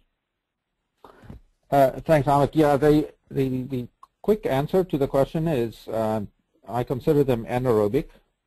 The little longer answer is that the same actually applies whether it's aerobic or anaerobic. In other words, if you destroy the volatile solids, the ammonia that's tied up, the nitrogen that's tied up in the volatile solids goes somewhere. It goes to ammonia and then appears in the liquid. Then the question is, what is the fate of that ammonia in the liquid? And there it could be different for anaerobic and aerobic digesters. You could strip a little bit, although the pH is generally not favorable for stripping, but in an anaerobic digester the concentrations are fairly high, and so you may be able to see some stripping. And then in an aerobic digester, of course, if you have sufficient air, you could actually nitrify that liquid also, as is shown in some aerobic digesters. So it a little depends on the conditions in the digester itself. Great, thank you. JB, the next question also for you. There's a slide on the summary of installations, and the question is asked is, why are there 2 rows with the deammon, process technology? Yeah, I had to go back and look that one up. This is a kind of question you hate to get, because the answer is that the first line on deammon is operator error. So you can cross out the first one. The second one is accurate. Okay, great. So we can make those revisions then. Yeah, easy answer. Hate the question, but it happens. It happens, no problem. Typo, and I should have caught it too. I missed that when I was putting them together. So let's move on to the next set of questions, and I think this could, a couple of this could probably be addressed by Sudhir Murthy, I'll welcome the other speakers also to provide some comments to it. One common question is regarding whether or not there are N2O emissions from side stream treatment, and whether the N2O emissions compare, how do they compare between the various deammonification configurations. So Sudhir, would you like to take this question and perhaps move on to, maybe somebody else can also help address that question? Yeah. I think the first question was more related to side stream deammonification, and what we really observed is that the nitrous oxide production is quite related to the amount of nitrite that's present during the deammonification process reactions. So if there's a higher amount of in-reactor nitrite concentration, that usually results in a higher nitrous oxide production. And so as you drive the nitrite concentration lower, your nitrous oxide production goes down. And we've seen that both for mainstream as well as for side stream deammonification. And so it's really related to nitrite residuals and how you maintain those nitrite residuals. Another somewhat complicating factor in that answer is that sometimes these bacteria get used to a higher nitrite concentration.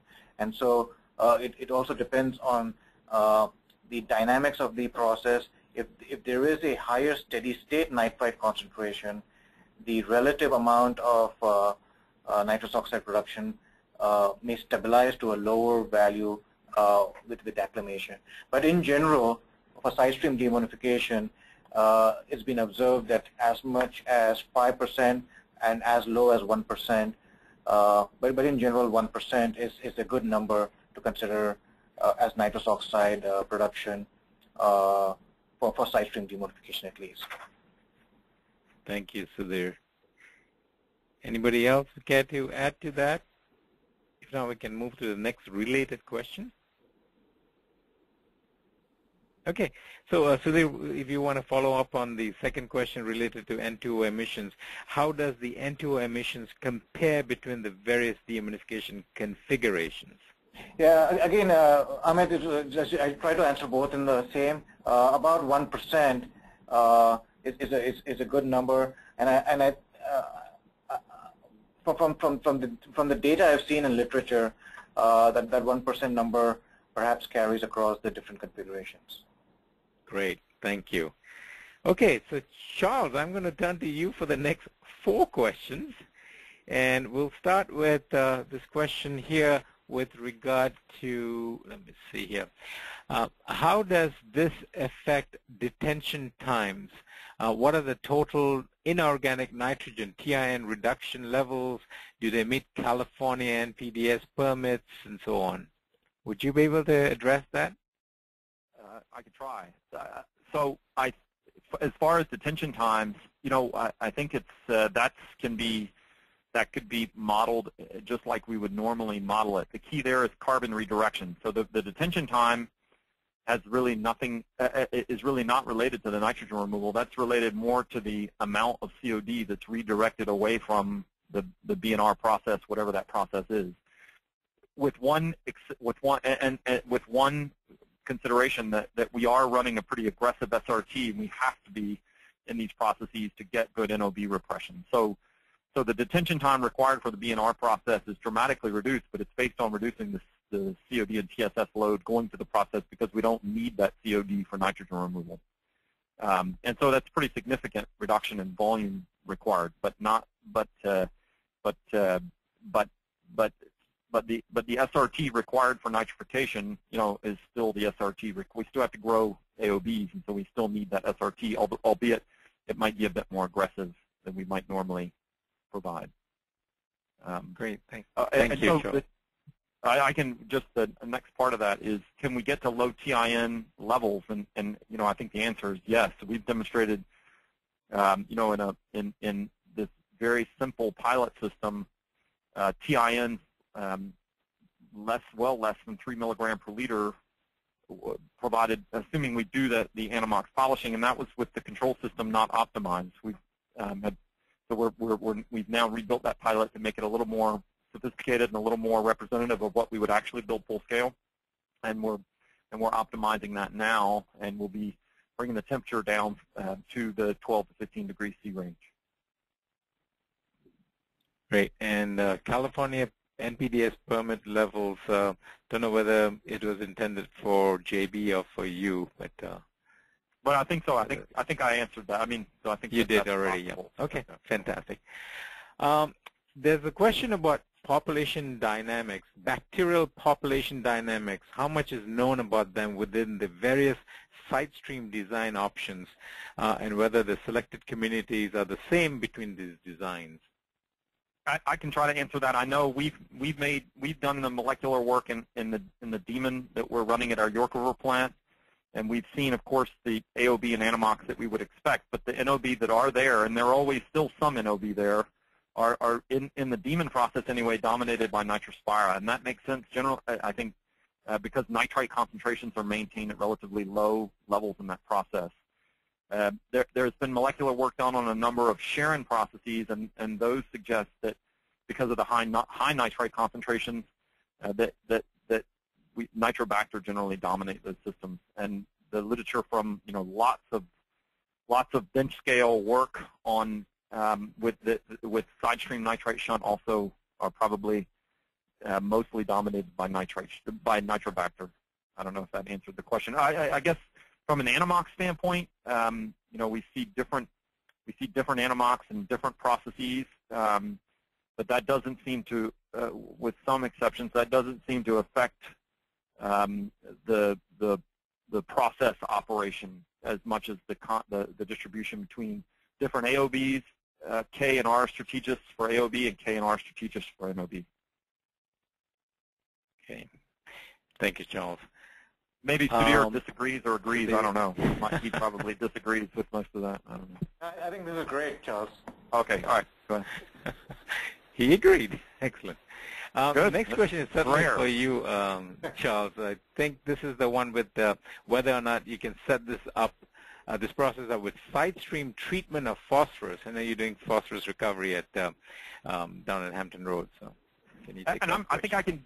I think I'll just answer it with the other question that's above that as well about what about a plant with incineration and the different characteristics. So the pilot work that we've done is specifically for a plant with an incinerator, and we also have BioP plants. So I think that in the case of a multiple hearth incinerator where we have to deal with cyanide and the scrubber water, that has to be dealt with like we would ordinarily deal with it, either with afterburners or with Sidestream treatment of the scrubber water to remove the cyanide. So I think that that's a necessity regardless. So we've got to deal with the cyanide for a multiple hearth incinerator plant, and that's been an assumption all along that we would have to do that. independent of whatever nitrogen removal process we can do. But for a plant with an incinerator, that's the pilot work we're doing. To my knowledge, this has not been done full scale in any plant with an incinerator, but the pilot work we're doing is specifically supporting an incineration plant. And the other thing is, we haven't quite figured out how to integrate BioP into the mainstream deammonification processes. We're working on that, and Maureen talked about some observations of getting BioP in these types of facilities, or the opportunities to get BioP in these types of facilities. But if BioP is done, and if we have anaerobic digestion, then of course the phosphorus in that side stream needs to be managed. And there's a number of ways to do that, either chemically or through struvite recovery. So I don't think that necessarily affects or impacts our nitrogen removal decisions here. The most important part of that is making an attempt or figuring out how to get BioP to work in these mainstream deammonification processes. So I think I just did all of those at once. Yes, you did, but I think you handled this quite well. It's a good way to group them up. So let me then turn to another question I think is also for you. But no, you did address that. Clarification with side stream treatment of P when using BioP as your main P removal. Okay, you did that. Let me ask JB. There is one more question outstanding for JB. So before he leaves, this is with regard to slide 18 on the summary of installations. I think you already addressed this. What are the units under the largest of the facilities? Is it gallons per minute, milligrams per liter, milliliters, megaliters per day, or so on and so forth? So just wanted a clarification on the summary of installations. Yeah, the units on there is the count of nitrogen per day. So it's the mass load of nitrogen. Mass load of nitrogen. Okay, great. Thank you. Yeah. Answered. Okay. Now, let's see, Charles, whether you got any other questions. If not, I'm going to turn this over to Sudhir and Maureen. I think several of the questions are directed towards them then. So, Sudhir, you can probably read the slides here. Would you? I can do that, Amit. Take that. Okay. There are a couple of questions here related to the nitrogen balance and the cost per nitrogen. One question is, what are the relative costs per pound or kilogram of nitrogen removed by various deammonification processes? The cost for deammonification process, whether it's pound or kilogram, really depends upon whether you're using an external carbon, the cost of electricity, and so and also whether how big your footprint needs to be. So it really depends on local situations, on what that power cost is, and whether you're using external carbon. In the context of Blue Plains, much of our advantage for going towards mainstream deammonification has been the external carbon, the possible reduction of external carbon cost. For other plants, especially in Europe, it has been the changes to really the power cost has been a driver. It depends on facility to facility. The next question is, what are the key research questions or information needs in the area of deammonification? I think Charles has already indicated in his presentation, and Maureen has done so in her presentation. There are actually there's a continuum of research questions associated with both nitrite shunt and mainstream deammonification. A lot of the R&D associated with it has only started in the past 3 or 4 years, and if one can look at the some of the other concepts that we've studied, I think we'll continue to ask many questions associated with how can we do BioP within the process, what are the different approaches to achieve nitrite shunt, what are the approaches to out-select NOBs, what are the different approaches to retain Anammox? I think those are going to continue to be some of those questions that we'll answer. I just wanted to mention we've reached the end of our webcast time. We're going to stick around and do a few more questions. But if you're online, you're worried about your PBHs, please go ahead and log off if you have another meeting to get to. You'll get your professional development hours. Well, one other question was, will a roughing trickling filter fit into an A-stage concept? Absolutely. Any process that would remove carbon, such as a roughing trickling filter, could potentially fit into the A-stage concept. Similarly, an MBBR, a roughing MBBR could also fit into an A-stage concept. Another question is, why don't you expect to move blue planes all the way to complete deammonification? And why do we expect some amount of nitrification, denitrification, and shunting? Our expectation is really how one could balance NOB out selection in the context of mainstream deammonification, and also how do we manage the process in the context of achieving low total nitrogen limits. And so we believe that to try and get good NOB out selection, I think Charles mentioned we need some rapid transitions to anoxia, and to get rapid transitions to anoxia,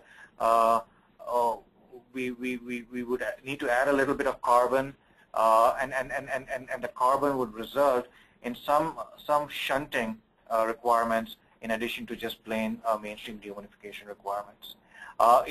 Additionally, we will have some nitrate production, we believe, both from deammonification as well as some of the NOBs present, and that would also require some nitrification, denitrification, full 1.0 type nitrification, denitrification to occur in conjunction with deammonification.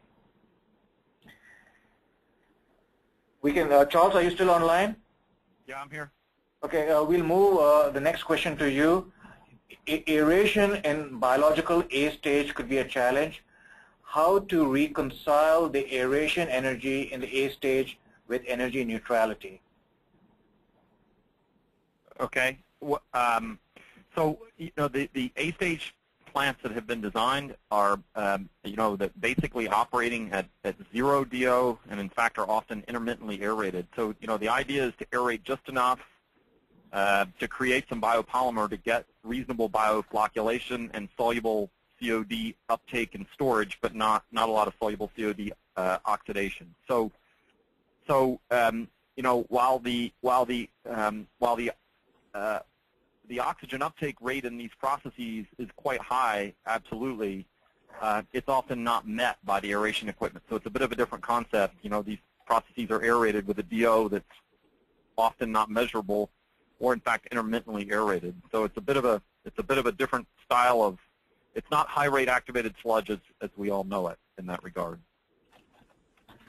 Thanks, Charles. Yeah. And I should mention, though, that these A stages generally settle very well. It's subject to the presence of a lot of sulfide and VFA coming in and Diothrix problems. In generally all full-scale plants, these A stages operating at a quarter of a day SRT and a half an hour HRT have very good settling. SPI is less than 75 or so. The next question goes to Maureen. Maureen, if you could take the question. I see a couple of questions related to the effluent TN concentration, and one is whether is the threshold for mainstream deammonification should be considered for total nitrogen. Above a certain TN concentration, using mainstream deammonification does not offer significant benefit. And down below, there's another question on why would you do shortcut nitrogen removal if you had sufficient carbon to nitrogen. That's absolutely correct. If your plant has high carbon to nitrogen ratio and your effluent TN is high and/or shortcut nitrogen removal is not really going to be advantageous unless you're adding chemical for alkalinity and you're spending money on that. or unless you have a high power cost for aeration. So it's kind of if you have to nitrify, if you have a high TN but a low ammonia in your effluent, and you have to nitrify, then you can do it conventionally, or you can try to save power costs or save alkalinity costs if you have to do that. Also, if you have a high carbon to nitrogen ratio, you have the opportunity to redirect carbon to your digesters if you have digesters and regain the energy from that. So you don't certainly have to, but there's advantages to save power and or alkalinity and or gain energy. Great. So if you could summarize, I guess, Maureen, you can redirect carbon to anaerobic digestion. That's one opportunity. So that you don't have to do it using conventional nitrification, denitrification.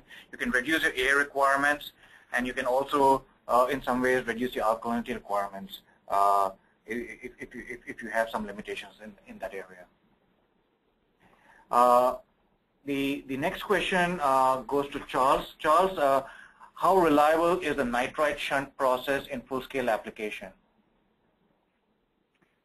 Well, I guess it's Strass. The observation is that it's been pretty reliable. I think for the purposes of our pilot study, we're still working to figure that out.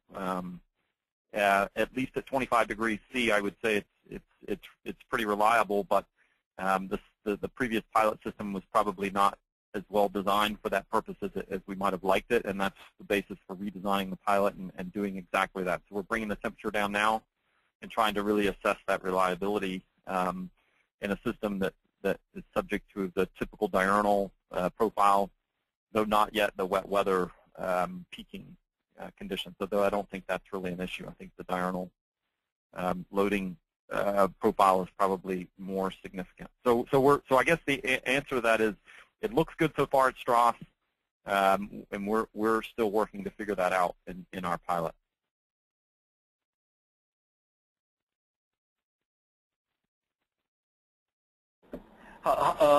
There's another question, Charles. How susceptible are these processes to flow variations from wet weather flow?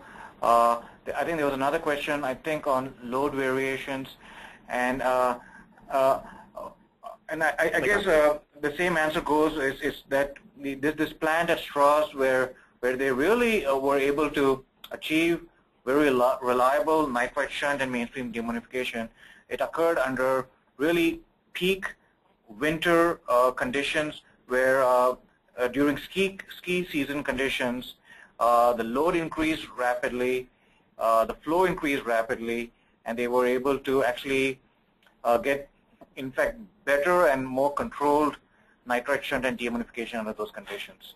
So we do expect that there's a learning process associated with understanding wet weather conditions and load conditions, but it has also been shown to be successful under both high flow conditions, high load conditions, but also under low temperature conditions. One of the questions, again, Charles, is with ammonia-based control and controlled SND, has there been any impact on settling characteristics? And I think you've worked on that, Charles, so maybe if you could answer that. Yeah, so the answer is no so far. So, we've not seen any impact of specifically ammonia-based aeration control on settling, and I think the logic for that is good. That if it's a normal conventional BNR process with upstream anoxic or anaerobic zones, the readily degradable COD is basically gone by the time we get to the aerobic zone. So the conditions that would lead to filamentous growth, even though we have maybe lower average DO conditions, aren't as significant. So that's been the experience of quite a few plants that are doing ammonia-based aeration control right now. That no significant impact. Thanks, Charles. Here's a question from Maureen. Regarding the Mooney plant, what is the concern with impacts to the UV system? I think there are no known impacts on the UV system, but there's just an unknown. So what would need to be done are just looking at the type of effluent that would come out of the a polishing deammonification, and in particular maybe the particle size would be a concern, but we'd also look at the transmittance, UV transmittance, and other factors with the effluent just to make sure it's compatible with our UV system. There's a kind of a larger question too on disinfection. If you have a chlorination system, then you have the potential for nitrite in the effluent interacting with that. That's another impact on a plant. So we need to kind of look and see what are the relative impacts of chlorine and UV. We don't know much about it yet, but we don't expect it to be a big issue. It's just something that we need to manage. So I could maybe add a bit to that. You know, that question has come up here a lot with this polishing Anammox process that needs to be started up over some period of time, and how do we chlorinate during that time? And you know, I've answered that with I've had two responses generally when that question has come up. One is that if the control system is working properly, and that's certainly an if, then the nitrite is present with ammonia, which certainly helps from the chlorine demand standpoint. But I think that really the answer is, in that case, that we probably have to recognize that we're going to have much higher chlorine demands during the period when this Anammox polishing process is starting up. So I think that that's probably, you know, a suck it up and deal with it kind of issue. But it's definitely something that needs to be recognized. Yeah, great. Thanks, Charles. There's a question: is Anammox possible in high salinity wastewater treatment plants? And the question is 4 to 6%. I guess the short answer is really Anammox was first discovered in some of these very high saline conditions, and so our expectation is high salinity wastewater is not a problem. I do believe that there has been Sidestream deammonification in saline aquaculture conditions. That's been tried in Europe successfully. So I think in general, salinity is not an issue for Anammox, but I don't think there has been a lot of experience associated with that. One more question is, and perhaps Charles, you can answer this. It's related to ammonia probes. Given the importance of controlling the ammonia, isn't the reliability of ammonia probes the weakest link in the process? What has the experience been in the overall reliability of instrumentation? Yeah, sure. So I can answer that. So we've spent a lot of time on that exact issue, and you know what ammonia probe works the best, and you know, and at this point I think what I can answer is that we found you know, several sensors that work. They're not perfect, but they work well enough to be used for control. And you know, we've had very good luck with the WTW ammonia ion selective electrode, and we found it to be acceptable for the purposes of controlling these systems, at least for us. So, but yeah, I mean, I think that's a really good point. The sensors become important, and you know, there's need to build in some safety some safety controls, and that prevent big excursions as a result of a sensor failure. So there's a lot of discussion about that as well. We've done a lot of work on that as well. And Charles, really, there's a lot to learn from some of the Sidestream deammonification controls. A lot of what you mentioned, the safeties, are already put in place in some of the ammonia-based aeration control, as well as some of the Sidestream deammonification control. So, yeah. So I think control is important, but also there's already a lot of knowledge base on some of the safeguards associated with these controls. Mm-hmm. There is one question on, and I think this is an important question to address. I noticed the use of the term nitritation and denitritation in the presentations. Are these terms interchangeable with nitrification, denitrification? And perhaps I can answer that question quickly. Nitritation, denitritation is specifically used to describe the nitrite shunt process. So it's only the step going from ammonia to nitrite is nitritation, and going from nitrite to nitrogen gas is denitritation. And the absence of nitrate in the step is key to the nitritation denitritation process, while nitrification denitrification refers to going all the way to nitrate. So for ammonia to nitrite to nitrate, and then from nitrate all the way to nitrogen gas is nitrification denitrification. One question, and Charles, perhaps you could answer in the context of the AB plant pilot as well as for Strass. What is the TSS allowed going into the B stage? Well, I'm not sure that there's an allowable value. You know, we're targeting more total COD removal of about 50 to 70%, depending on the conditions. It's averaging around 60%, and that's associated with an effluent TSS of around 80 to 100 milligram per liter. So, so this process is producing an effluent that sort of looks like a reasonably good quality primary effluent. So total COD removal around 60%, and it turns out both particulate and soluble COD removal are also right around 60%. Yeah, and I guess, Charles, you know that COD could vary depending on whether you're doing chemically enhanced primary treatment, whether you're stage, what SRT. So as Charles said, there is really no number. It really depends on your desired C to N ratio in the end. And Charles, you're actually doing some control work on trying to manage the C to N that comes out in the A stage. Yeah, I should have mentioned that. So another big portion of the project is more actively trying to control the COD removal in these very high rate A stage like processes. So that's something we're working on as well in this pilot. And then the manipulated variables are exactly what you would expect. They're SRT, DO, and aeration regime, and HRT. There are two similar questions. One question is, how long does it take to develop an Anammox population? And the other question is, have you tried to start deammonification without any seeding of Anammox biomass? Those are very relevant questions. At least the pilots at HRSD and at Blue Plains, nor actually the full scales that are right now in Europe, none of them have tried to start off deammonification from scratch. If using no Anammox biomass, there's always been some attempt to seed Anammox in some manner.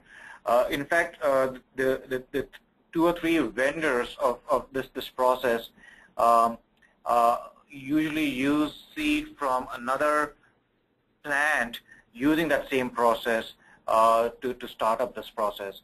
And so it is going to be difficult to start up Anammox from scratch. It may take as long as a year to do so. The easiest way to rapidly start up Anammox is with seed. Charles, is that a reasonable answer? Yeah, I think so. I'll just make one point though. I think, you know, when we started this MBBR, we simply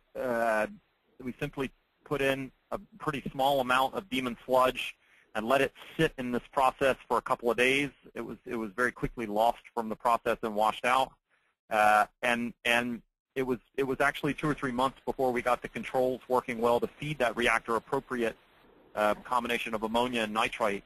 And within just a few weeks of having it being fed, you know, the right recipe, the right amount of ammonia and nitrite, or something close to that, we started seeing, you know, pretty decent Anammox activity, and that was at 25 degrees C. But you know, we were pretty surprised by the relatively quick startup of that process.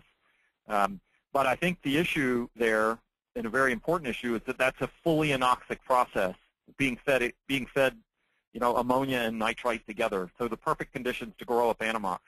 Growing up Anammox in a single-step system, as Maureen discussed, where you're trying to grow AOB and Anammox in the same process, and a process that's aerated or intermittently aerated, I think is a much bigger challenge, and demands bioaugmentation or suggests bioaugmentation, at least initially, to develop that inventory of Anammox in the mainstream process is a need.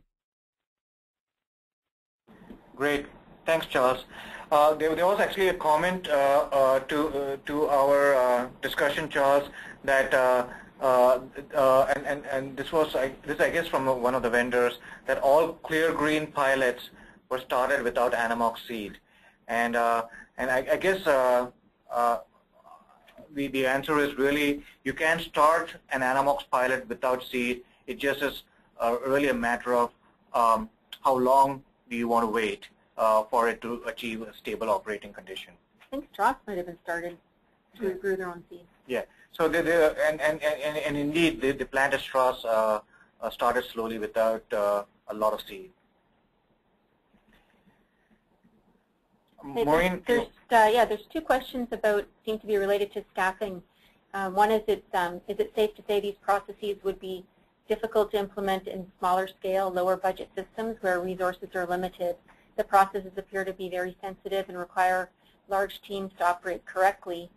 And down below there's one about given what considerations must be paid to the training of the operations workforce for day-to-day management of these types of systems.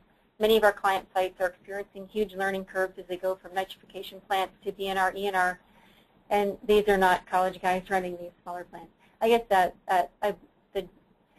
the increase in knowledge, there will definitely be a need for operator training to understand these plants.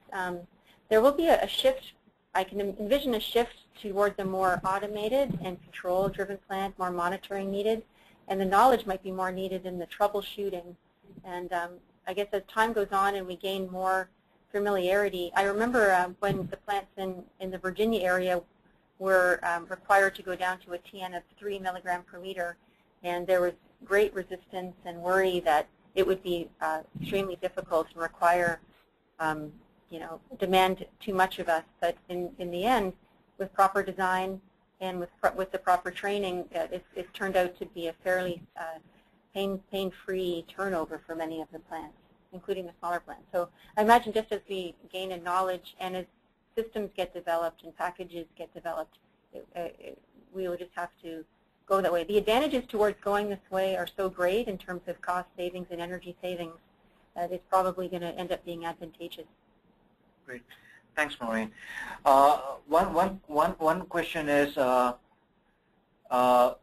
and perhaps Maureen you could answer, can one of the speakers talk about the approximate capital cost of deammonification or Anammox process installation at their facilities? Perhaps, Charles, this is more related to maybe some of your installations of Sidestream. I think this may have been more related to Sidestream implementation. What was the question? What was the question? Approximate capital cost for installation at facilities. I mean, so for the smaller plants like we have, both of our Sidestream, one's at a 15 MGD plant and the other's at a 20 MGD plant, we were able to repurpose tanks. The big cost is, of course, the tank, and at both facilities we were able to repurpose existing tanks for use here. And I think that's been the trend at a lot of smaller plants that you see the use of whatever tank is available to do this. And in that case, I think what we've seen is a between a 3 and 5 year payback for just the equipment and the overall upgrade. So with an existing tank, it's a no-brainer.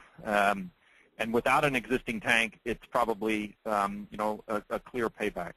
Yeah, without existing tank, the ballpark cost, if I were to throw out a number, it's in the range of, $10 per gallon. $10 per gallon is a cost that you could go with for a fully constructed new facility for mainstream deammonification.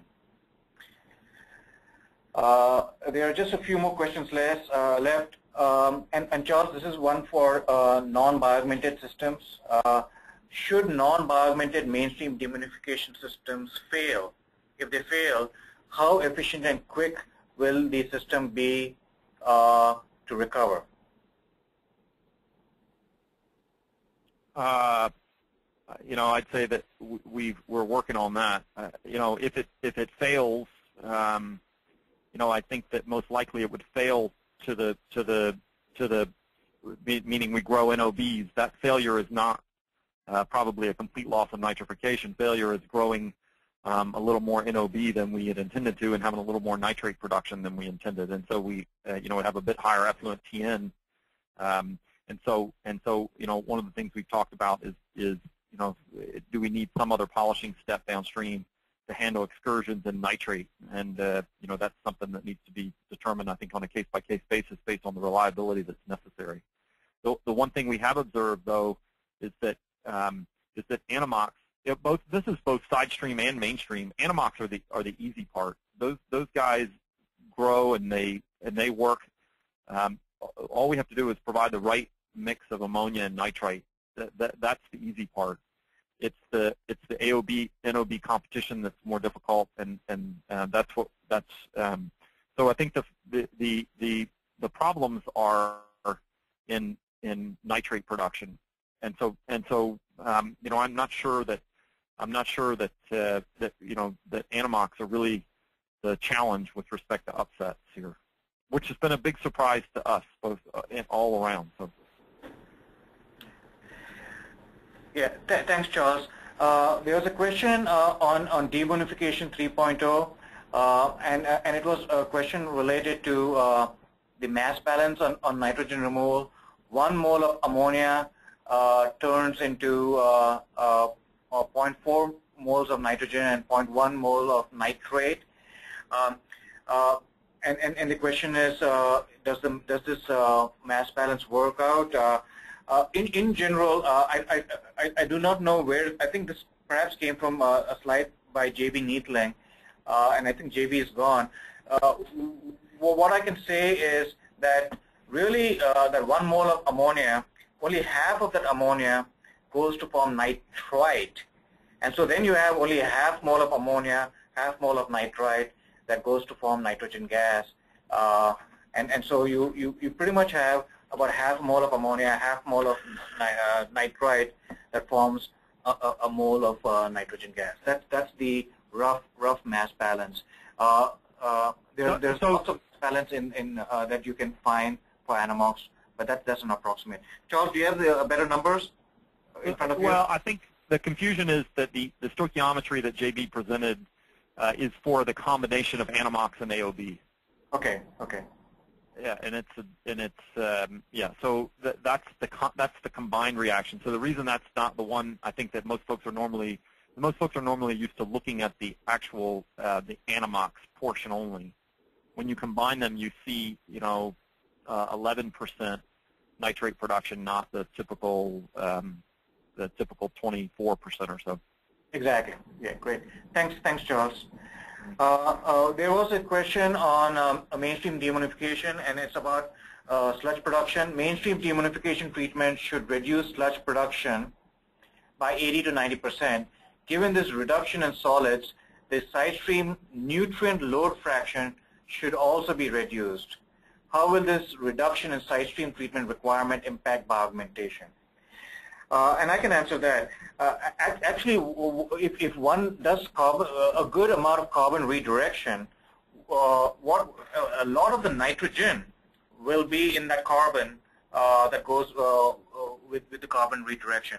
And so in fact, what you might see is a greater amount of solids load going to anaerobic digestion with the nitrogen in it, and actually your Sidestream loads could be a little higher actually than the loads associated with just simple nitrification denitrification, because the carbon that's in the high rate process or A stage process or even CEPT will have nitrogen in it, and that nitrogen will need to be eventually treated in the Sidestream process.